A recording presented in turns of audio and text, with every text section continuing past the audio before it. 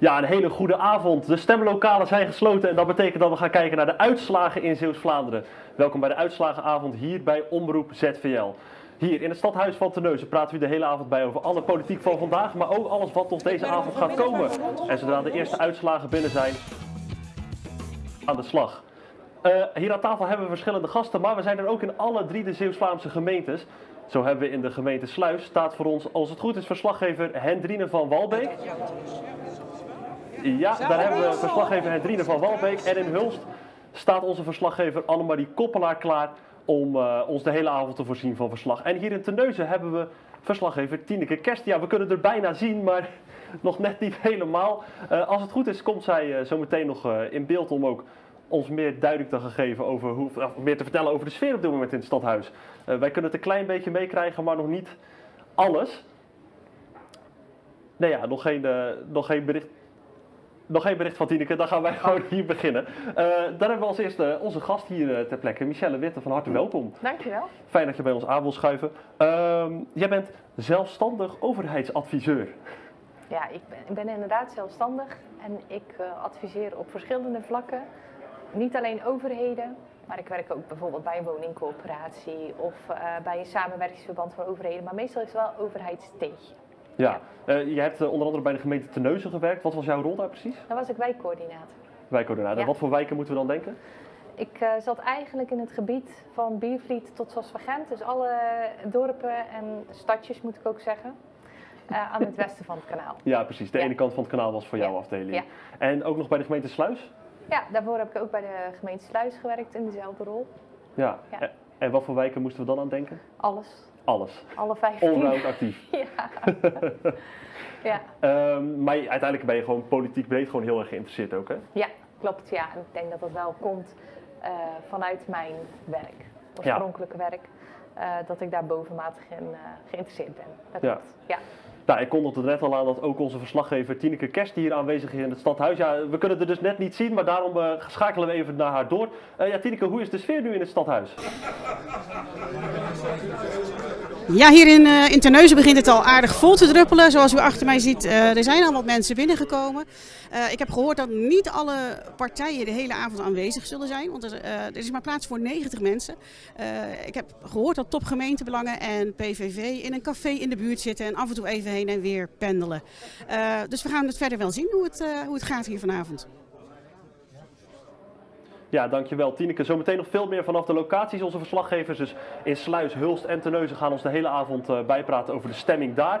Ze spreken raadsleden, kandidaatraadsleden, fractievoorzitters, wethouders, burgemeesters. Nou, noem allemaal op. Iedereen komt aan bod. Dus daar schakelen we de hele avond mee.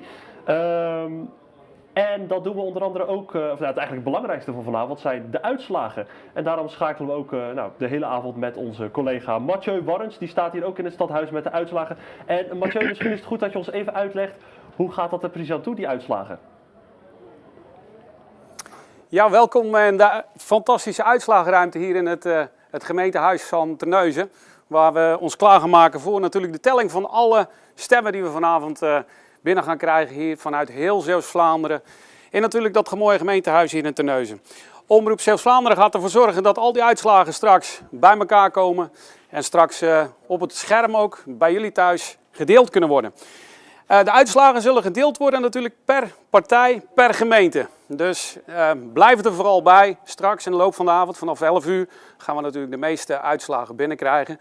En het is de bedoeling dat jullie natuurlijk heerlijk meevolgen. Want gedurende de avond krijgen we al wat stemmen binnen. En ik moet zeggen, we hebben natuurlijk de partijen zeg maar per gemeente hier straks op een rijtje staan. We gaan straks even een voorbeeld geven. Maar we hebben natuurlijk 9 partijen in de gemeente Sluis. Ook 9 in Hulst. En ook maar liefst 15 in de gemeente Terneuzen. Dus al die partijen komen straks hier de revue passeren. En daar gaan we de uitslagen mee meemaken hier in deze uitslagenruimte. En dat gaan we straks helemaal hier laten zien voor ons. En ik kijk even naar de techniek. En dat ziet u nu in beeld. Hier ziet u bijvoorbeeld de uitslagen van 2022. Dan ziet u de partijen van de gemeente Hulst als voorbeeld. En u ziet daar in ieder geval het stemgedrag, het percentage, wat de desbetreffende partijen toen hebben gekregen. En nu gaan we straks natuurlijk, als die uitslagen in de loop van de avond binnenkomen, gaan we kijken hoe die percentages zich gaan vullen en hoe dat die verhoudingen gaan zijn ten opzichte van 2022, ten opzichte van 2026.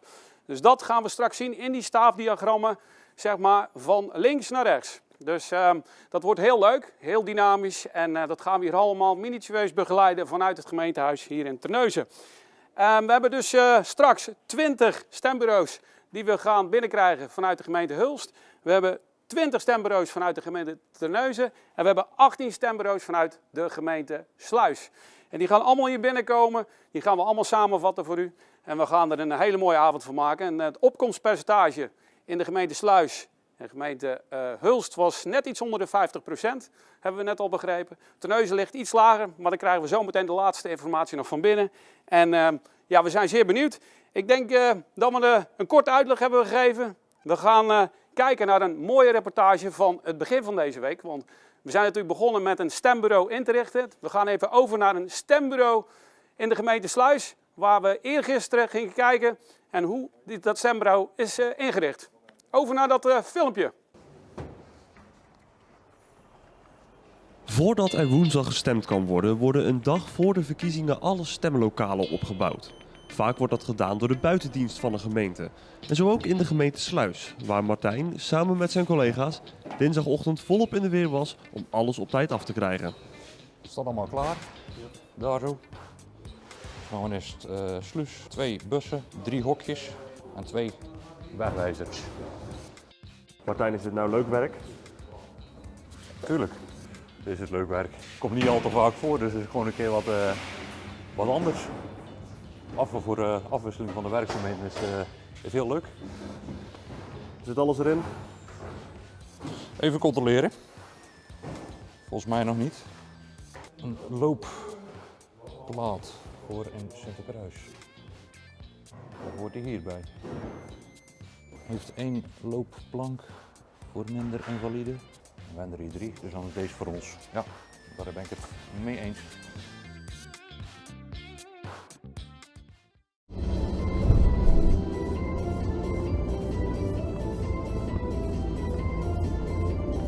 Waar zijn we nu naartoe onderweg? Dan gaan we naar de eerste locatie en dat is het multifunctioneel centrum in Sluis. En is dat een groot stemlokaal?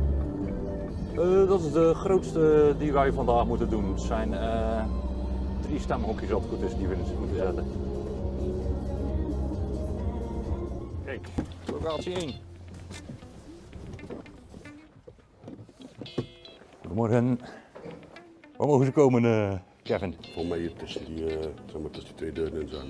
Gaan we ze uitlaaien? Ja, mogen naast elkaar.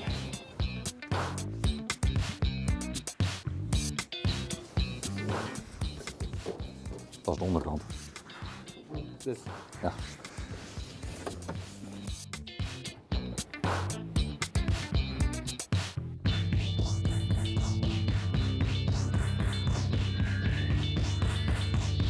Tot donderdag. We gaan nu naar de volgende locatie en dat is Sinterkruis. Dat lijkt me geen heel groot stemlokaal. Nee, dat is een dorpshuis in Sinterkruis en dat is een wat kleinere locatie als hier in Sluis. We moeten maar 2 hokjes zetten. Nu hebben we dan zometeen 2 stemlokalen gehad. Hoeveel doe je er nou op een dag? In totaal rijden we met 4 teams rond door heel de gemeente Sluis.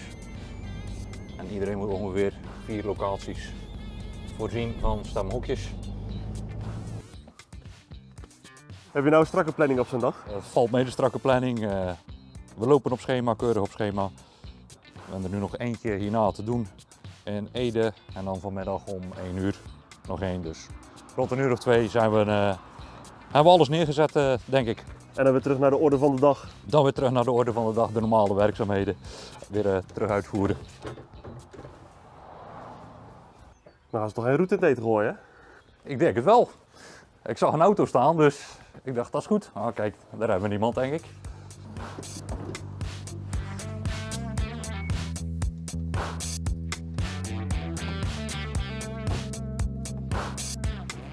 Eén plankje laag voor de minder valide.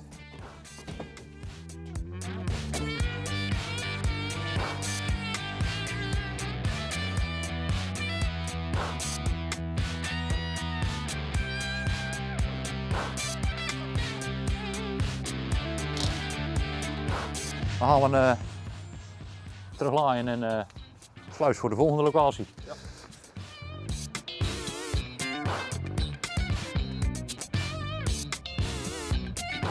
En nu even wachten tot er binnen plek is en dan voor de volgende locatie op de bus leggen.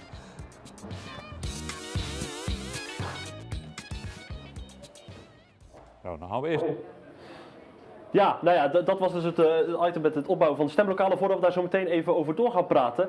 Ik zal ze bijna helemaal vergeten te introduceren. Maar naast mij zit de hele avond co-presentator, co-host, hoe je het noemen wil, Martijn Broekaert. Fijn dat je er ook bent. Dankjewel Rens, fijn dat ik er mag zijn. Ja, nou ja, goed. We moeten het de hele avond met elkaar doen, dus ik hoop dat het goed gaat komen. Gaan ervoor zorgen dat jij af en toe een slokje water kan nemen. Ja. Dat is ook wel fijn. Ja. En ja, je bent natuurlijk als journalist voor Omroep ZVL ook al maanden toch ook wel met die lokale politiek bezig en naar deze verkiezingen aan het toewerken. Dus ik ben ook wel benieuwd hoe voor jou deze avond eigenlijk, hoe is dat voor jou? Nou, ik moet zeggen, deze rol is het redelijk nieuw voor mij. Ik bedoel, ik zit ook niet zo snel aan, ik heb niet zo vaak een live presentatie gepresenteerd, sterker nog nooit. Kijk. Dus deze rol is voor mij ook heel nieuw.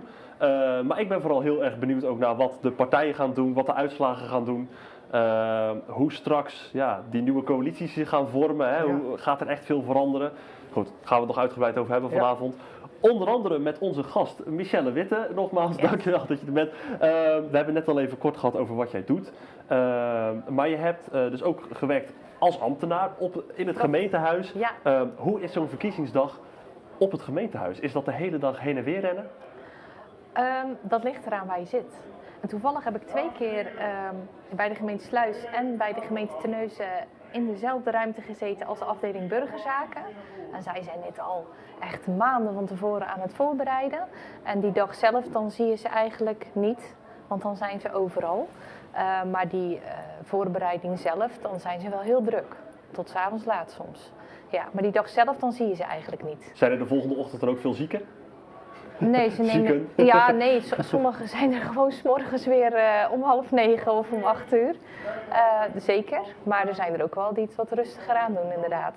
Ja, maar eigenlijk is het ook wel gewoon voor de mensen die niet zo heel veel met de verkiezingen te maken hebben, gewoon another day at the office. Ja, en veel ambtenaren zitten wel op stemlokalen. Die worden daarvoor uitgenodigd, zijn gevraagd. En, want is het zo op het moment dat je op het gemeentehuis werkt als ambtenaar dat ze ook wel even peilen van, joh, kan je die dag ook op een stemlokaal zitten? Zeker, ja. Heb je zelf al op een stemlokaal gezeten? Nee. Nee, in mijn rol werkte ik altijd al heel vaak 's avonds. En dan vond ik dat er nog eens bij doen een beetje too much. Ja. Dat snap ik. Wij gaan langzaamaan schakelen ook zo meteen richting Hulst. Want daar staat, als het goed is, verslaggever Annemarie Koppelaar voor ons klaar. Die ons een beetje de sfeer kan laten proeven. En nou ja, ik zie daar op het plaatje zelfs ook burgemeester Ilona Jensen van Haar.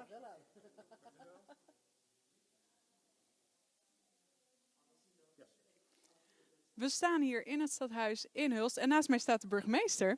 Het is hier nu nog even helemaal leeg. Niemand mag nog naar binnen, want er moest eerst nog even opgeruimd worden. Tot 10 minuten geleden was hier nog een stembureau. En volgens mij hebben ze er zin in. En een kleine primeur, voor de burgemeester is het ook de eerste keer, hè? Jazeker, de afgelopen verkiezingen was ik zelf kandidaat. En deze keer voor het eerst niet. Bijzondere ervaring.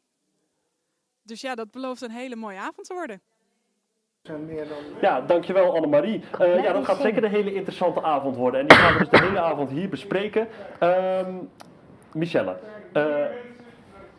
we zitten hier al een beetje over de opkomstcijfers te praten. Er staat nu dat er geschat wordt op 54,5%.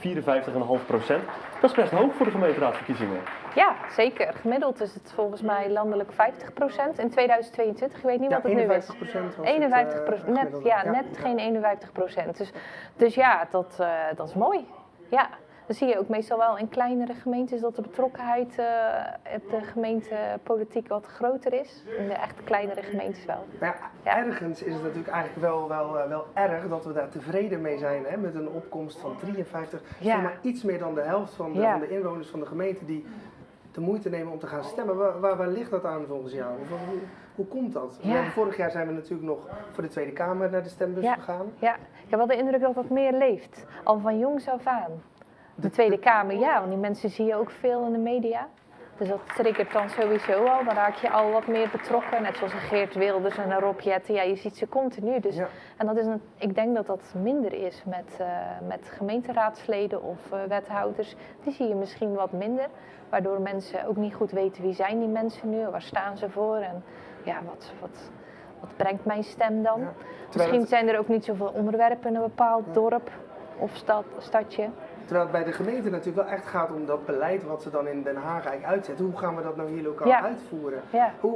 Je hebt natuurlijk ook veel voor gemeentes gewerkt. Ja. Wat doe je nou vanuit de gemeente? Wat wordt er nou gedaan om te zorgen dat die opkomst zo hoog mogelijk is? Wat kun je doen? Ja, ik denk in eerste instantie wat doen de raadsleden en de kandidaten. Die zie je natuurlijk overal continu rondlopen. Een beetje voor de verkiezingen begint dat dan steeds meer te komen. Ik denk dat zij daar een belangrijke rol in spelen.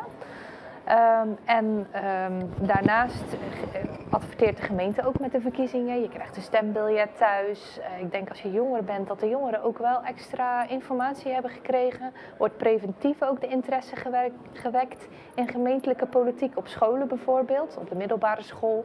Nou, jij zag bijvoorbeeld op het Swingcollege was een politieke middag echt Ja, georganiseerd om ook precies. de lijsttrekkers, die Ja. konden zich voorstellen Ja. aan die enkele stemgerechtigen die Ja. daar zaten, maar in ieder geval wel de toekomst. Ja, precies. En zij kunnen dan nog niet stemmen, maar zijn misschien op die manier dan wel preventief al wat meer betrokken. Ja, en op het Swingcollege was een studenten- of een leerlingenverkiezing ook. Hè? Ja. Dus ze worden toch al van jongs af aan geprikkeld om... Ja, volgens mij hebben ze dat in Terneuzen ook gedaan, maar toen voor de Tweede Kamerverkiezingen. Ik weet niet of ze dat voor de gemeenteraadsverkiezingen hebben gedaan deze keer, maar dat is wel een goed preventief middel om vroegtijdig de interesse te wekken. Maar je wil natuurlijk ook een stukje de jongere generaties, volgens mij, ik wil niet stigmatiserend zijn, maar volgens mij over het algemeen gaan ouderen wel sneller stemmen dan jongere mensen voor de gemeentepolitiek. Maar het is natuurlijk ook niet alleen stimuleren om te gaan stemmen, maar uiteindelijk je moet ook genoeg mensen politiek geïnteresseerd houden, zodat er ook nieuwe jongere raadsleden gaan komen. Ja, en die zijn er wel, maar veel minder. Dat klopt. Ja. En waar ligt dat aan volgens jou?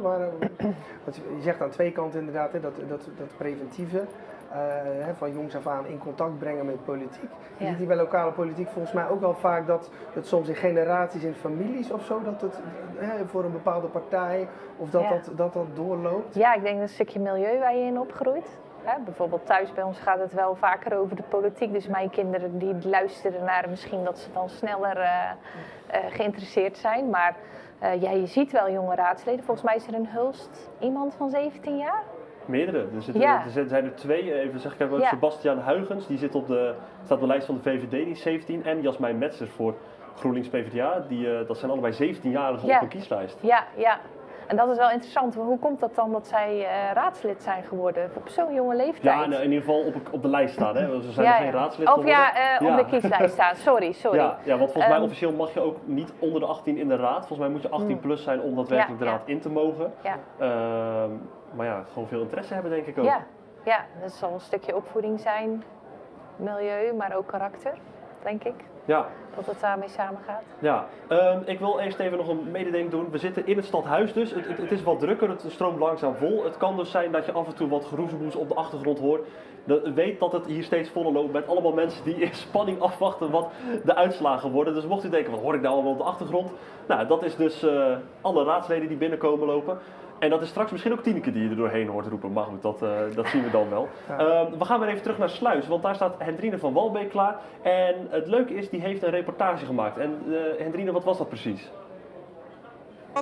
Burgemeester Welkom hier in het Belfort in Sluis. Hier worden vanavond de uitslagen van de verkiezingen van de gemeenteraad in de gemeente Sluis aangekondigd. En ik sprak net heel kort burgemeester Marga Vermu en die zegt ja, we denken niet dat het een latertje gaat worden, want de opkomst is toch rond die 50%. Wie kent u eigenlijk in de gemeenteraad? Dat is eigenlijk een vraag waar wij als Omroep ZVL van dachten, nou, niemand kent iemand in de gemeenteraad. Dus wij zijn gewapend met een poster met de foto's van de gemeenteraadsleden op pad gegaan. We hebben het gevraagd en we zijn er best wel achter gekomen dat het toch iets anders is. We gaan nu even kijken naar de reportage. Heb ik nou de prijs gewonnen? Wie kent u in de Zeeuws-Vlaamse gemeenteraden? Zijn de gemeenteraadsleden eigenlijk wel bekend in hun gemeente? Omroep ZVL zocht het uit. Wie kent u? Oh ja, die ken ik wel. Ja, maar die komen uit Groen, hè? Een paar. Dat zullen er heel weinig zijn. Ik ga even kijken, want ik woon hier nog niet zo super lang. Twijfel, maar ik denk dat ik deze meneer wel ken. Die ken ik ook van zien. Ja? Ja, maar dat is ook wel uit, ja, die is nog oud local burgemeester geweest, geloof ik. Ik heb geen idee. Ja, dat is Babijn. Dat is van Poezenier. Dat is volgens mij Keimel. Oh, dat is Connie Tanger. Daar heb ik ook nog zo heel lang geleden in de klas gezeten. En voor dat zou ik het niet weten. Dat is François Babijn. Ja. En dat is mevrouw Poissonnier. Ja. En dat is meneer Kwaak. Ja. Helemaal goed? En dat is meneer Kent. Ja. Ja, helemaal goed. En dat is Connie. Ik vind gewoon, je ziet ze nu, het is nu verkiezingsperiode. Ja. En dan denk ik gewoon, laat je eigen eens zien. Weet u ook op wie u gaat stemmen? Nee, ja, ik kom eens wat in de krant tegen, zou ik maar zeggen. Ja? Maar verder, ik volg die gemeentepolitiek niet zo. Ik kies gewoon een beetje op gevoel. Nog niet. Nog niet? Nog niet. Daar ga ik me eigenlijk nog in verdiepen, dat wel. Het is heel moeilijk in de politiek. Ze zeggen dit, ze komen in de gemeenteraad en die stoel die draait om en ze zeggen wat anders. Ook helemaal niet, want ik heb nog niet van één partij heb ik een verkiezingsprogramma in de bus gehad of gezien. Ik weet, vroeger kreeg je folders in thuis, of wat ook. Maar ja, ze gaan er maar vanuit dat iedereen maar op internet of bepaalde dingen zit te bekijken. Maar dat is niet zo. Als ze campagne willen voeren en ze willen mensen vinden, dan zullen ze erop uit moeten. De onderwerpen voor mij, de leefbaarheid, dat die hier goed behouden wordt. En ja, proberen om het een beetje open te houden hier. En de woningen natuurlijk voor de eigen mensen. En dat is een groot probleem in de toeristenplaatsen. Ja, de bekendheid van raadsleden. Het valt misschien dan nog inderdaad niet tegen, maar dat is wel belangrijk, hè, Michelle? Ja, zeker. Ja, en al draait het niet altijd helemaal om de poppetjes. Ik ken natuurlijk wel aardig wat raadsleden en ook mensen die op de lijst staan, maar eigenlijk moet je daar wel een beetje van af zien te durven stappen. En niet alleen op mensen die je kent gaan stemmen, maar ook echt wel waar die partij voor staat. Ja, dus meer echt stemmen op het thema en niet zozeer van, oh ja, dat is mijn buurvrouw, die ken ik, die vind ik wel sympathiek. Ik denk dat het veel gebeurt, stiekem. Ik weet wel zeker dat er zoveel gebeurt. Ik denk dat het toch, dat zie je ook aan hoe de lijsten soms samengesteld zijn van de partijen. Dat er toch ook gekozen wordt voor natuurlijk spreiding.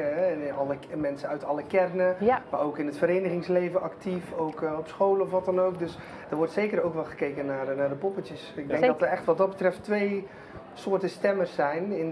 Degene die voor het poppetje gaan en die voor het programma gaan. Ja, ja. Maar is het ook niet juist dat ons kent ons gevoel, dat belangrijk is voor die kandidaten, dat ze het daar ook van moeten hebben? Ja, voor een deel wel.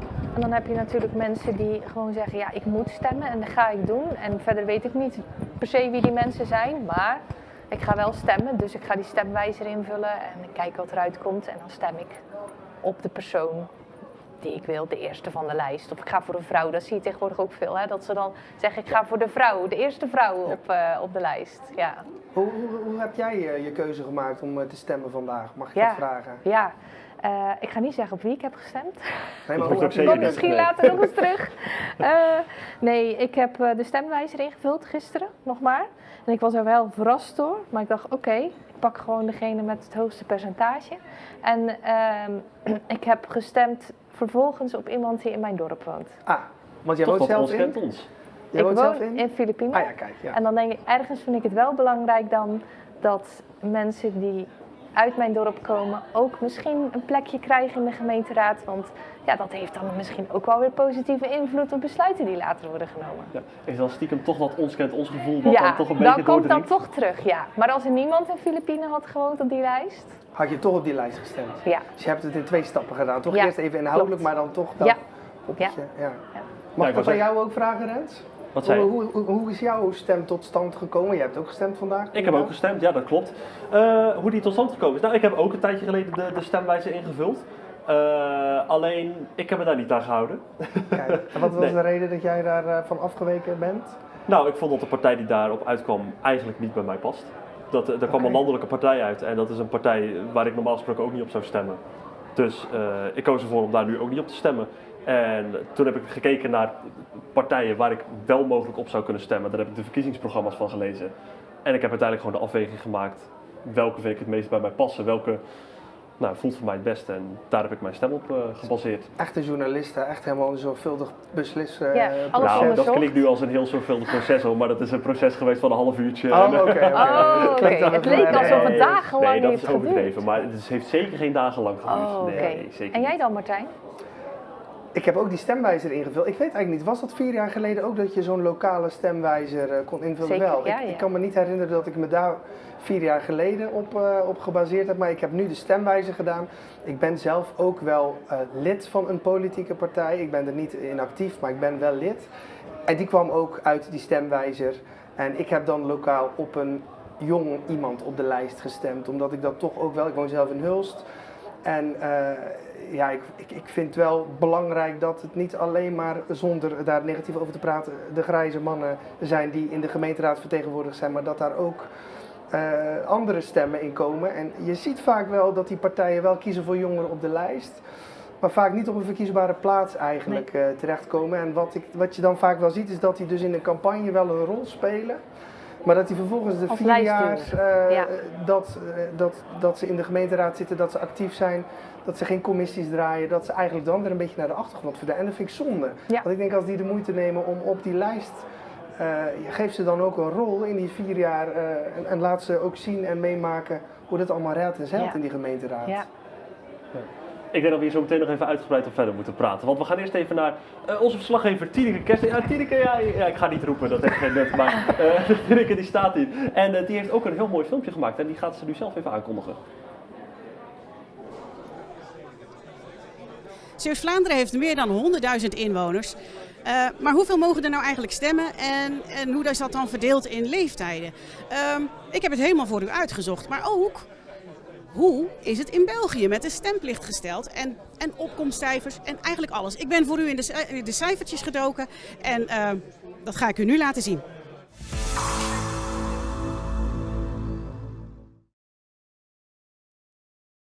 Je kunt het je misschien niet voorstellen, maar 55 jaar geleden hadden we hier in Zeeuws-Vlaanderen nog 30 verschillende gemeenten. Groendijken was daar één van. Hier achter mij is het raadhuis, dat is inmiddels omgebouwd tot woonhuis.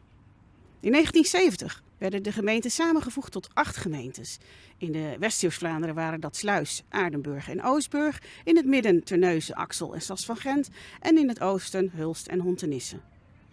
Maar dat was nog niet genoeg. In 2003 bleven er 3 gemeenten over. Hulst, Sluis en Terneuzen. Hoeveel mensen mogen er eigenlijk stemmen in Zeeuws-Vlaanderen? En waar moet je dan stemmen? Ik ga het allemaal voor je uitzoeken. Zeeuws-Vlaanderen heeft ongeveer 106.000 inwoners. Daarvan mogen er ongeveer 85.000 hun stem uitbrengen. De gemeente Sluis heeft 23.200 inwoners, waarvan er 16.800 naar de stembus mogen. In de gemeente Terneuzen wonen 55.900 mensen. En in de gemeente Hulst mogen 19.600 van de 27.400 inwoners hun stem uitbrengen. Maar hoe is de leeftijdsverdeling? Eerste jeugd. In Sluis kregen iets meer dan 3000 jongeren tussen de 18 en 35 jaar een stempas. In Terneuzen ruim 8000 en in Hulst 3500. Als iedere jongere in Zeeuws-Vlaanderen een letter zou zijn, kun je gemiddeld 90 appjes versturen. Dan de jonge gezinnen, tussen de 35 en 50 jaar oud. In Sluis gaat het om 2700 mensen, in Terneuzen iets meer dan 7000 en in Hulst om 3400. Ter vergelijk, er zijn evenveel mensen in deze leeftijdscategorie in Zeeuws-Vlaanderen als dat er naar schatting verkeersborden staan in de regio. De mensen die zo langzamerhand richting hun pensioen gaan, tussen de 50 en 65 jaar, daarvan wonen er 4500 in Sluis. Ongeveer 10.600 in de gemeente Terneuzen en 5500 in de gemeente Hulst. In de gemeente Hulst gaan 10 keer zoveel mensen stemmen als er bushaltes in Zeeuws-Vlaanderen zijn. Dan hebben we de ouderen. de 65-plussers. In de gemeente Sluis hebben we 6500 kiesgerechtigden die ouder zijn dan 65 jaar. In Terneuzen wonen iets minder dan 14.000 65-plussers. In Hulst wonen er iets meer dan 7.000. Misschien leuk om te weten, samen zouden al deze senioren de hele gemeente Hulst kunnen bevolken.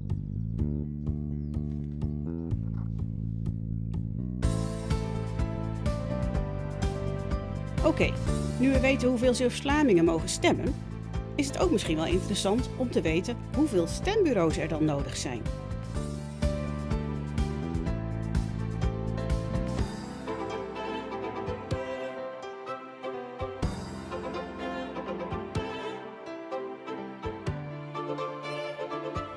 Laten we beginnen met Hulst. In totaal staan er in de 15 kernen 19 stembureaus. Bijzonder is dat in het stadhuis Hulst een speciaal stemhokje is ingericht voor blinden. Ook mensen met bijvoorbeeld dyslexie kunnen er terecht voor hun stem. Via de koptelefoon hoort u welke namen en partijen er op de lijst staan en met een speciale mal weet je zeker op wie je stemt. Dan de gemeente Sluis. Er zijn 18 stembureaus verspreid over alle kernen. In iedere kern 1, maar in Oostburg en Breskes 2.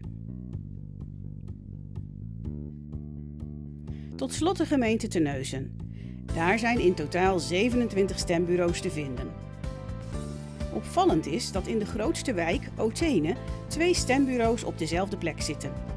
Daarnaast zijn er 2 mobiele stembureaus op pad. Je kunt ze vinden in Overslag, Spui, Zandstraat en in Hoek en Terneuzen. Ga je stemmen bij een bureau in de binnenstad, dan mag je er gratis parkeren. Nu je dit allemaal weet, krijg je dan al zin om je stem uit te brengen? Niet alle jaren is het enthousiasme even groot. Tijdens de vorige gemeenteraadsverkiezingen kwam landelijk gezien de helft van de kiesgerechtigden opdagen. In Zeeuws-Vlaanderen was de opkomst in 2020 vergelijkbaar. In de gemeente Terneuzen kwam 45% opdagen, in Hulst 53% en in Sluis 51%. Opvallend is wel dat in alle Zeeuws-Vlaamse gemeenten een lokale partij met kop en schouders boven de rest uitstak. Voor 1970 waren we verplicht om te stemmen. Dat is afgeschaft omdat men vindt dat stemmen een vrije keus moet zijn in een democratie. Sindsdien blijft de opkomst steken op zo'n 50%. Bij onze zuiderburen kennen ze wel stemplicht. Je riskeert een boete van tussen de 30 en 150 euro als je niet naar de stembus gaat. Maar in werkelijkheid gebeurt dit zelden. Als je minstens 4 keer niet stemt in een periode van 15 jaar, kan je stemrecht zelfs ontnomen worden. Maar dat is al jaren niet meer gebeurd. En nu? 1 gemeente zullen we in Zeeuws-Vlaanderen nog niet worden. Maar binnenkort gaan we wel met z'n allen naar de stembus. Gaat u stemmen? Misschien is dat wel een goed idee.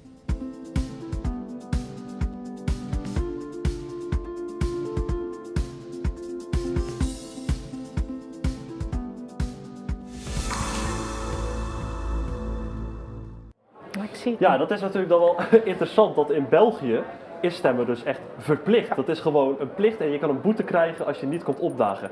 Zouden ze dat in Nederland die ook gewoon moeten doen om die opkomstcijfers wat op te krikken? Ja, zijn wij zo in Nederland? We zijn toch een vrij land? Dat denk ik ook. Ja, maar ik weet niet, hoe zouden ze daarop reageren, Nederlanders, als over we dat het zouden... algemeen meer regels nog voor Nederlanders. Ik weet niet of dat gaat werken. Nee. Misschien dat in België is het natuurlijk allemaal nog wat formeler en wat officiëler in sommige gebruiken. Wat traditioneler. Ik weet niet of dat zou werken. Ik denk dat het beter is om in te zetten op toch die burger meer betrokken krijgen in de politiek. Dat is niet makkelijk, maar nee. Nou ja, goed, ja, jij bent daar natuurlijk ook mee bezig. Of in ieder geval, jij bent er in al je werk, hè? Participatie, ja. Dus zo'n groot woord. Samenwerken, eigenlijk, zo heet het dan. Ja. Wat er heel veel gebruikt wordt, maar dat is misschien ook wel iets waar ze in de gemeente nog wel van kunnen leren. Hoe betrek je burgers bij besluitvorming of bij het vormen van een visie of van ideeën? Hoe pak je dat aan? Goh, dat is altijd verschillend. Dat is maatwerk in welke omgeving je gaat werken. Maar puur dan om, laten we zeggen, de burger betrokken krijgen bij de politiek of bij het politieke proces. Ja. Hoe... Nou, dan, als ik heel eerlijk ben, dan vind ik dat je dan moet zorgen dat je als raadsleden voornamelijk, die straks bezig is. De voormalig burgemeester van Terneuzen is ons aan het afleiden. Ja, de voormalig burgemeester van Terneuzen die staat hier zwaaien in het opening inmiddels ons af te leiden. Illegaal, ik kom even kijken hoe het met jullie gaat. Ja, precies. Hij komt even kijken hoe het gaat. Hij zwaait weer. Ga verder met je verhaal, Michel. Sorry. Zou hij ook op de kieslijst staan dan ergens nu? Nee. Dat is eigenlijk niet passend. Even denken, waar hadden we het over? Hoe zouden dan de burger, hoe zouden ze meer kunnen betrekken bij politieke besluitvorming? Nou, hoe zou jij dat aanpakken als Dan zou expert? ik het als volgt denk ik meer aanpakken wat je ziet. Is als we tegen de verkiezingen aanlopen, dan zien die raadsleden steeds meer overal aanwezig zijn. En bij verenigingen en bij bijeenkomsten. Ja. En ik zou die lijn in de 4 jaar doortrekken. Precies. En dan niet alleen bij verenigingen of bij bijeenkomsten, maar ook meer waar inwoners zijn. Vaker is op onderwerpen die er spelen, is vaker in de omgeving aanwezig zijn. Ga eens een keer een vrijdagmiddagborrel in een dorp. Ga daar eens een keer in de kroeg zitten. En praat eens met de mensen en leg eens uit wat je doet en wie je bent en waar je voor staat. Dat. Ja, ik wil hier zo meteen nog heel graag over verder praten, want dat is een heel interessant onderwerp. Maar inmiddels zijn er dus al uitslagen binnen. We gaan zo meteen naar die presentatie toe van die uitslagen. Maar wat we wel al kunnen vertellen is dat de VVD in Sluis bij die 3 stemlokalen tot nu toe de grootste is. En de lijsttrekker daarvan, Kent Verduin, die staat bij Hendrine.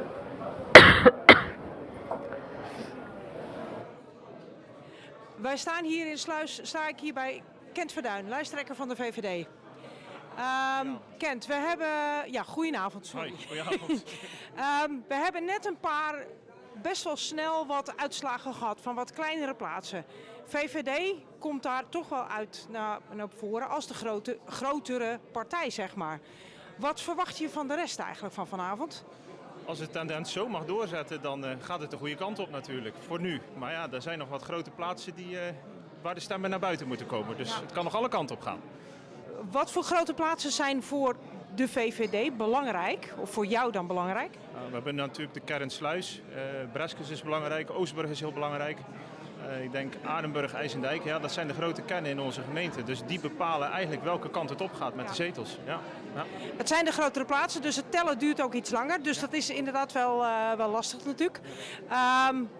Hoe zie je dat straks als jullie de grootste zijn in de coalitie? Of is dat voor morgen? Ja, daar wil ik nog niet op vooruit lopen. We gaan eerst morgen even samenkomen als het zo mag zijn en zo ver mag komen. Het zou fantastisch zijn natuurlijk. Dat zou een hele eer zijn dat we die stem hebben gekregen van onze burger. En daar gaan we ontzettend ons best doen natuurlijk. Maar dan moeten we even kijken hoe het allemaal geval is. En wie hoeveel welke zetels heeft. Daar gaat het gewoon om. En dan pas kun je verder. Ja. Uiteindelijk begint het pas op het moment dat alle stemmen geteld zijn. Precies. Ja. Kent, dankjewel. Succes vanavond. Jullie ook. Wie weet... En misschien tot later nog. Dat is dus zo. Dus wij gaan weer terug naar de studio in Terneuzen voor nog meer uitslagen. Wij wachten hier in Sluis doodgewoon tot alle stemmen geteld zijn. Ja, nu is dus het leuke, dan zijn die stemmen inmiddels dus blijkbaar al geteld. We hebben nu gehoord dat Kent Verduin op dit moment met de VVD de grootste is in Sluis. Mathieu, jij neemt ons nu even mee met de stemlokalen die binnen zijn in Sluis. Goed, we gaan over naar de eerste tussenstand, mensen. Want er zijn inmiddels 4 stembureaus in het westen van Zeeuws-Vlaanderen binnen. Inmiddels 5 zelfs, live zie ik hier zo. Dus Nieuwvliet, Zuid-Zande, Reeterangement, Sint-Kruis en Hoofdplaat. En we gaan eventjes kijken hoe de stemmen zijn binnengekomen. We zien ze hier voor mij staan. En we gaan kijken naar het percentage van, je ziet daaronder de percentages van 2022. En op dit moment dus na een 28% van de stemmen, 15% voor Sluis lokaal. Dan gaan we naar de VVD en die is behoorlijk gegroeid ten opzichte van 2022. Die is naar 24,3 geplust. Dat is een behoorlijke winst dus. De PvdA is op dit moment bij deze 5 stembureaus nog ietsje aan het achterblijven, 10,2%. Dan gaan we naar het CDA. Die zijn nu al geplust, die zitten op 16,8. En dan gaan we ook even naar kijken naar de SP van Rudy Eversdijk. En die zitten op 5,7% van de stemmen. Dan hebben we natuurlijk nog 4 andere partijen. En dat is natuurlijk lijst Babijn. Die stonden op 6,5 en nu op 3,4%. GroenLinks van René Bijnsbergen op dit moment op 5,8%. Dan gaan we naar Forum voor Democratie. En die zit op dit moment op 10,6. En de BBB, de nieuwe partij van de gemeente Sluis, die plust goed op 8,3%. Dus dat zijn de eerste uitslagen uit het westen van Zeeuws-Vlaanderen. Daar zijn ze behoorlijk aan het doortellen. En daar doen ze goed hun best om misschien wel voor 11 uur de uitslagen al binnen te hebben. Over naar de studio. Ja, misschien nog goed om te vertellen. U zag ook in beeld staan NGB, Nieuw Gemeentebelangen. Dat is de partij van Marianne Poissonnier. Althans in ieder geval 4 jaar geleden. Zij is mee overgestapt naar de BBB. Dus die partij doet dit jaar niet mee aan de verkiezingen. Michelle, interessante uitslagen tot nu toe. Ja, inderdaad. Ik kan er niet zoveel over zeggen. Het zijn natuurlijk de kleinere kernen, dus we moeten die grotere nog even afwachten. Maar het is wel een beetje een verschuiving. Kun je daar iets over zeggen in hoeverre het verschil is tussen de kernen, wat er gestemd wordt, en misschien de kleine kernen en de grotere de steden bijvoorbeeld? Zit daar echt daadwerkelijk verschil in? Of kun je wel zeggen 5 stembureaus en dan deze tussenstand, dan is dat wel een beetje de tendens die we waarschijnlijk in de hele gemeente Sluis gaan zien? Dat durf ik niet te zeggen. Ik weet ook niet zo goed wat dat deed in 2022, of dat ook de tendens was. Ja. Maar wat je in de kleinere kernen, of in de steden meestal ziet, in de grotere kernen, is dat er meer op de landelijke partijen wordt gestemd, over het algemeen. En dat in de kleinere partijen, of in de kleinere kernen misschien meer lokaal wordt gestemd. Dat kan, maar dat zag ik hier niet zozeer extreem terug. Ja. Nee, we zagen het Sluis lokaal juist die wel wat gezakt zijn vergeleken met 4 jaar geleden. En bijvoorbeeld een FVD, Forum voor Democratie, die hebben juist een forse stijging gemaakt. Ja. Rens, je hebt natuurlijk de politiek in Sluis best goed gevolgd de afgelopen tijd. Ja. Hoe komt deze uitslag op jou? Is dit wel een beetje in de lijn der verwachting of is dit toch een verrassing? Nou, wel een klein beetje natuurlijk, want Forum voor Democratie die zijn landelijk ook wel in de lift. Hè? En in Sluis is op rechtsgebied, er is geen PVV. Nu speelt het asielthema bijvoorbeeld daar ook al een stuk minder dan bijvoorbeeld in de gemeente Terneuzen of Hulst. Maar mensen die natuurlijk normaal gesproken wat meer aan de rechterkant zitten om te stemmen, die zullen dan nu inderdaad toch wat meer neigen om naar bijvoorbeeld een Forum voor Democratie te gaan. Of nu de BBB, want BBB is ook interessant. De lijsttrekker is daar Sjaak Kwaak en hij is weggegaan bij Sluis Lokaal. Dus het kan zomaar zijn dat hij best populair is. Kan dat ook de daling van Sluis Lokaal? En dat ook een beetje te maken heeft met de daling van Sluis Lokaal. Maar ja goed, dat zal ook gaandeweg de avond ook met die grote steden, de grote stembureaus nog meer moeten gaan. Ik bedoel, uiteindelijk als Oostburg erbij komt, Breskens, nou goed, dan ga je natuurlijk echt de verschillen zien. Ja. En dan is het nog maar zien of dit ook zo doorzet op deze manier. Maar ja, op deze manier gaan er best wel wat verrassende dingen gebeuren, denk ik. En je zegt niet zoveel op rechts. Kijk, landelijk is natuurlijk de VVD, die zijn ook de afgelopen jaren redelijk naar rechts verschoven. Hoe is dat lokaal in Sluis? Is dat ook echt wel een rechtse partij? Ja, ik vind VVD in Sluis als lokaal ook echt wel wat meer naar de rechterkant schuiven, hoor. Het is niet dat de middenpartij is die de VVD ooit echt was. Ja. Het is natuurlijk, het is nog steeds geen PVV rechts of FVD rechts. Maar ja, goed, veel ondernemers ook in de gemeente Sluis, hè, dus dat kan natuurlijk ook best wel een grote rol daarin spelen. Ja, veel ondernemers, spelen wel andere dingen in de gemeente Sluis als natuurlijk maar dat is ook echt zo. Die grote thema's die hier gespeeld hebben, daar gaan we het zo meteen nog even kort misschien over hebben. Kerncentrales, AZC. In Sluis is dat toch minder, want ook al komt die kerncentrale dan mogelijk ook aan de grens met de gemeente Sluis. Ja, als jij in Sluis woont of in Breskens, dan heeft dat net zoveel impact als dat Borselen heeft op dit moment. Ja. Dus althans zeg ik dat goed, jij zit ook wat meer in de kernenergie, hè? Dat is heel goed om te zeggen. Klopt het wat ik zeg daarin? Ja, dat klopt. Ik werk nu voor de gemeente Borselen ook. Op het kernenergie-dossier, dat klopt. En ja, qua impact inderdaad, hoe dichter je bij woont, hoe meer de impact is. En hoe verder je er vandaan, dat je misschien wel economische positieve effecten hebt. Want die mensen die daar werken aan de kerncentrales, die moeten ook weer ergens hun weekend doorbrengen en dan heb je daar misschien wel meer profijt van. Dus. Ja, en vaak met dat soort grote projecten komen ook weer compensatiegelden vrij natuurlijk, die op andere gebieden weer investeringen gedaan kunnen worden. Dat zou je toch hopen? Dat zou je toch hopen, ja. En ik denk als je landelijk vorig jaar kijkt, dan waren toch de grote thema's, waren wel migratie, wonen en de zorg, denk ik, waarop gestemd wordt. Kan je daar lokaal iets over hier in Zeeuws-Vlaanderen over zeggen? Zijn dat dan ook de thema's die zo'n lokale verkiezing beheersen? Of spelen er echt andere thema's? Je noemt al kernenergie. Nou, dat is natuurlijk hier in de gemeente Terneuzen een heel relevant thema. Zeker. Zijn er nog zo'n aantal thema's waarvan jij denkt van die zullen echt wel invloed gehad hebben op de uitslagen hier? Ik denk als er ontwikkelingen zijn in een omgeving, als het gaat om een asielzoekerscentrum. In Hulst is dat bijvoorbeeld ook aan de hand geweest. Ik ben heel benieuwd wat er nu uit Hulst, want daar is uiteindelijk de stekker uit het plan getrokken. Als er dat soort controversiële onderwerpen spelen in de omgeving, dan denk ik wel dat mensen sneller geneigd zijn. Nou, dan gaan wij eens even een stem uitbrengen op de partij die tegen de plannen was, als zij zelf ook tegen de plannen waren. En dat ze misschien in 2022 niet hebben gestemd, maar nu dachten, nu heeft onze stem misschien wel ergens zin, of vinden wij dat die zin heeft. Ja. Maar blijft het toch wel interessant, vind ik, als er dan zulke thema's spelen waar mensen toch een betrokkenheid bij voelen, noem een AZC, noem zo'n kernenergie. En dan toch die 52-53%, ik kan het dan toch niet helemaal plaatsen. Nee, maar misschien dat mensen dan toch ook minder het gevoel hebben dat de gemeente daar invloed op heeft. Zou dat kunnen? Nou ja, als je kijkt naar zo'n AZC, landelijk wordt dat dan eigenlijk bepaald van de spreidingswet. En die is er nog steeds. Ja. Die is niet zomaar weg. Dat duurt heel lang voordat ze dat weer hebben veranderd of als ze dat al wilden veranderen. Dus de gemeentes hebben nog wel die opgave. Maar het is zo gek, dat soort grote onderwerpen eigenlijk, zoals kernenergie en asielzoekerscentra en de spreidingswet, dat zijn eigenlijk onderwerpen waar je als gemeente misschien niet zo heel veel over te zeggen hebt. Je moet het er wel mee doen en je kan er wel invloed op uitoefenen natuurlijk. Precies, maar uiteindelijk de uitvoering ervan natuurlijk, je verandert de plannen niet, maar hoe het praktisch... Hoe, misschien voor een deel heb je daar wel invloed op. Ja. Sorry, ik was... Was je van dromen? Nee, ik stond in de tussentijd. Ik dacht dat ik iets hoorde, maar dat is dus helemaal niet zo.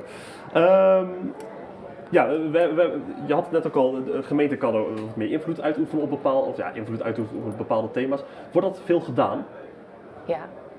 Ja, of in ieder geval door inwoners, als zij het ergens meestal niet mee eens zijn, want dat heb ik heel vaak in mijn werk ook gezien. De mensen die het ermee eens zijn, die hoor je eigenlijk nauwelijks. En de mensen die het niet mee eens zijn, die gaan op de barricade of die gaan op social media. Dat heeft ook enorm veel invloed. Het is die stille meerderheid waar altijd over gesproken wordt, die je niet hoort, maar dan eigenlijk die je eigenlijk wel moet boven zien te krijgen om ook als gemeenteraad, denk ik, goede besluiten te kunnen nemen. Is dat ook wat we afgelopen tijd heel erg in de gemeente Terneuzen hebben gezien rond dat AZC-thema? Dat je eigenlijk, je hoort voornamelijk mensen bijvoorbeeld in de wijk Driewegen, waar dat mogelijk de AZC Handelsport dan had gekomen. Is dat dan weer de stille meerderheid, die hoor je niet, maar of denk je dat de meerderheid eigenlijk wel ook onder Driewegen valt? Dat durf ik niet te zeggen. Dan had ik er zelf moeten rondlopen misschien. Maar ik denk wel dat je mensen sowieso hoort die het er niet mee eens zijn. Die weten de weg naar de media, die weten de weg naar de raadsleden ineens. Die gaan dat allemaal uitpluizen. Die gaan woonverzoeken indienen. En een woonverzoek is dan dat je ophaalt bij de gemeente wat is er allemaal aan communicatie aan vooraf gegaan. En dan spitten ze dat helemaal door. Maar als dat mensen raakt in een omgeving, dan gaan ze er wel induiken en dan weten ze de weg naar de politiek en de media snel te vinden. Ja, want die rol van de media is dan natuurlijk ook interessant. Hè? We hebben toevallig iemand in de media hier bij ons. Jij bent er natuurlijk dagelijks mee bezig.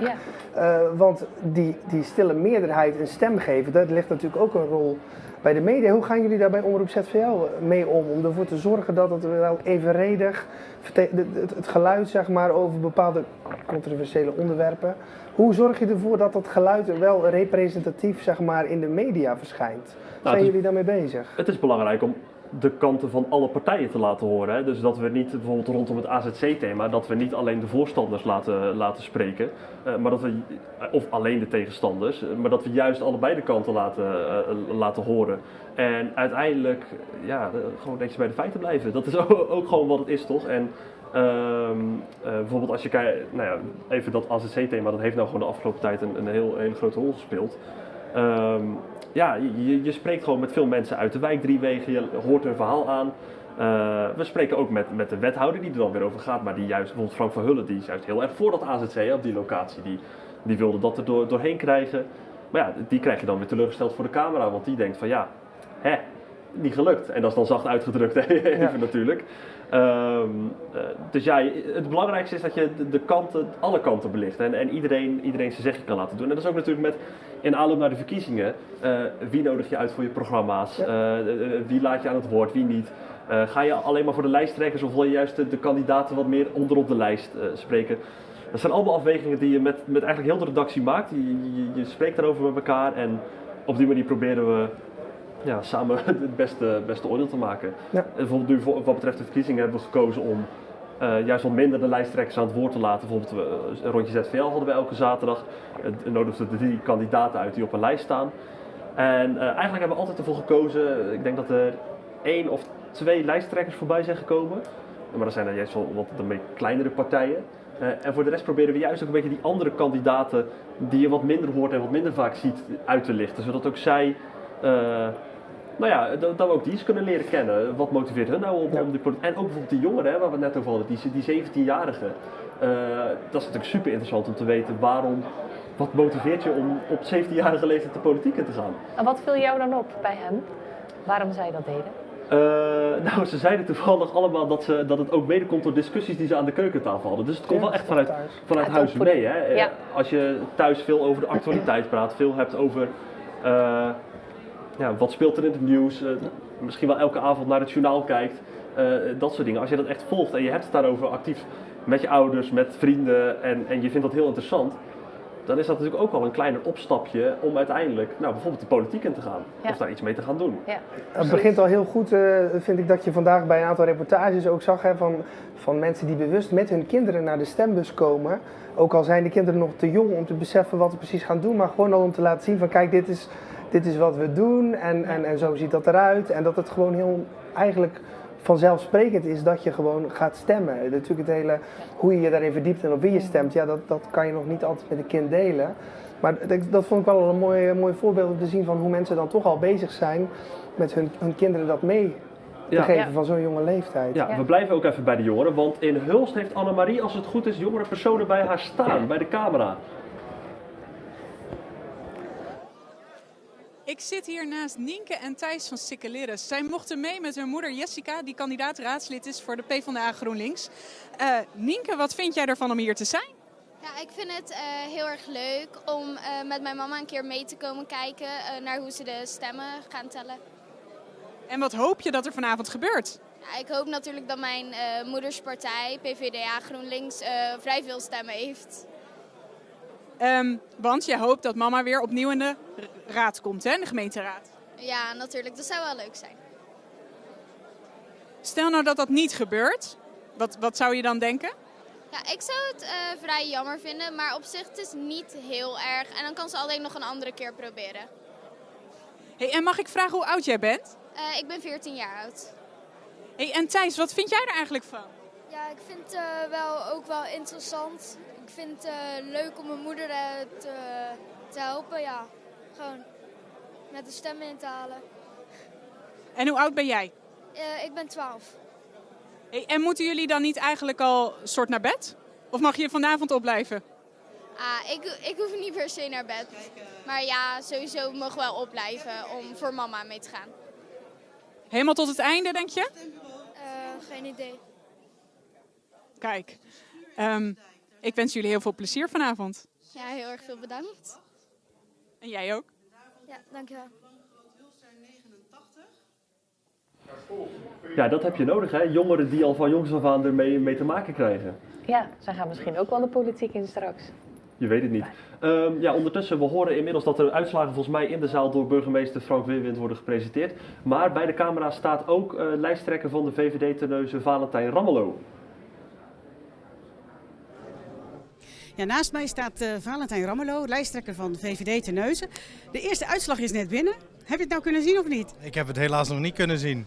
Dus dat is wel spannend, hè? Zeker. Heel spannend. Hoe zag je dag eruit vandaag? Nou, vandaag was iets rustiger. Ik ben vanochtend gaan stemmen. We hebben nog even een klein promotiefilmpje opgenomen. En verder was het even met het team bespreken. Wat zou potentieel de uitslag kunnen zijn? Hoe gaat het eruit zien? Een beetje koffiedik kijken eigenlijk op het moment. Het is heel spannend. We zullen het zien. Maar we hebben er vertrouwen in. Nemen de zenuwen al een beetje toe bij jouzelf? Die beginnen toch al de laatste paar uur behoorlijk wat te stijgen, maar het is gezonde spanning. Dus. Ja, want je bent eigenlijk een nieuw gezicht hè, bij VVD Terneuzen. Ik was de afgelopen 4 jaar ben ik fractievolger geweest bij de VVD in Terneuzen, maar nu als lijsttrekker inderdaad volledig nieuw. Kerstvers. Dus, en hoe zag de campagne eruit? Is het goed gegaan naar je zin? Wij zijn over het algemeen best wel tevreden over onze campagne. We hebben meegedaan aan alle debatten die er waren. We hebben heel veel op social media gedaan. Ontzettend veel geflyerd en posters gehangen. Heel veel leuke gesprekken gehad met mensen. Heel veel goede gesprekken gehad met mensen. Dus over de campagne, niks dan lof. Heel goed geweest. Nou, volgens mij smaakt het naar meer voor Valentijn. We gaan het zien hoe het vanavond uitpakt verder. Dankjewel. Nou, we krijgen ongetwijfeld zometeen de uitslagen van de gemeente Terneuzen ook voor het eerst binnen. Interessant is dat in de gemeente Sluis inmiddels 8 van de 18 stemlokalen geteld zijn. Daar gaan we zo meteen uiteraard even naar schakelen voor een tussenstand. Maar het gaat nek aan nek met Sluislokaal en de VVD. Het is stuivertje wisselen. Ook wel een beetje wat de verwachting is, denk ik, hè? Wordt het belangrijk om toch nog even die grotere stembureaus eigenlijk af te wachten voordat je er waarschijnlijk echt iets over kunt zeggen. Wat zegt dat over de verhoudingen of alvast vooruitkijkend naar een eventuele coalitievorming in Sluis? Het is er natuurlijk de afgelopen jaren best onrustig geweest, kunnen we wel zeggen. Wat denk jij wat er gaat gebeuren als er zo'n soort uitslag zoals zich nu een beetje vormt, wat dat betekent voor het bestuur in Sluis? Ik denk dat ze zoveel mogelijk, verwacht ik hoor, willen inzetten op een coalitie die er nu is. Ja. Dus dan hebben we het over Sluislokaal, VVD en CDA. Die vormen nu de coalitie. Toen het bestuurlijk onrustig was in de gemeente Sluis, had natuurlijk PvdA was daar ook bij betrokken. Die is uit de coalitie gestapt en hebben ze opnieuw moeten formeren, dat hele proces. Het is heel moeilijk, weet je, als de VVD ineens de touwtjes in handen krijgt. En dat is dan even heel plat gezegd. Als die het initiatief krijgen om als eerste de gesprekken aan te mogen gaan. Ja, ik ben heel benieuwd wat die gaan doen. Ja, als die toch zeggen Sluislokaal. Ja, het kan zomaar zijn als BBB ook wat groter wordt. Dat ze zeggen, nou, misschien is het BBB wel een interessante kandidaat om nog eens mee in gesprek te gaan.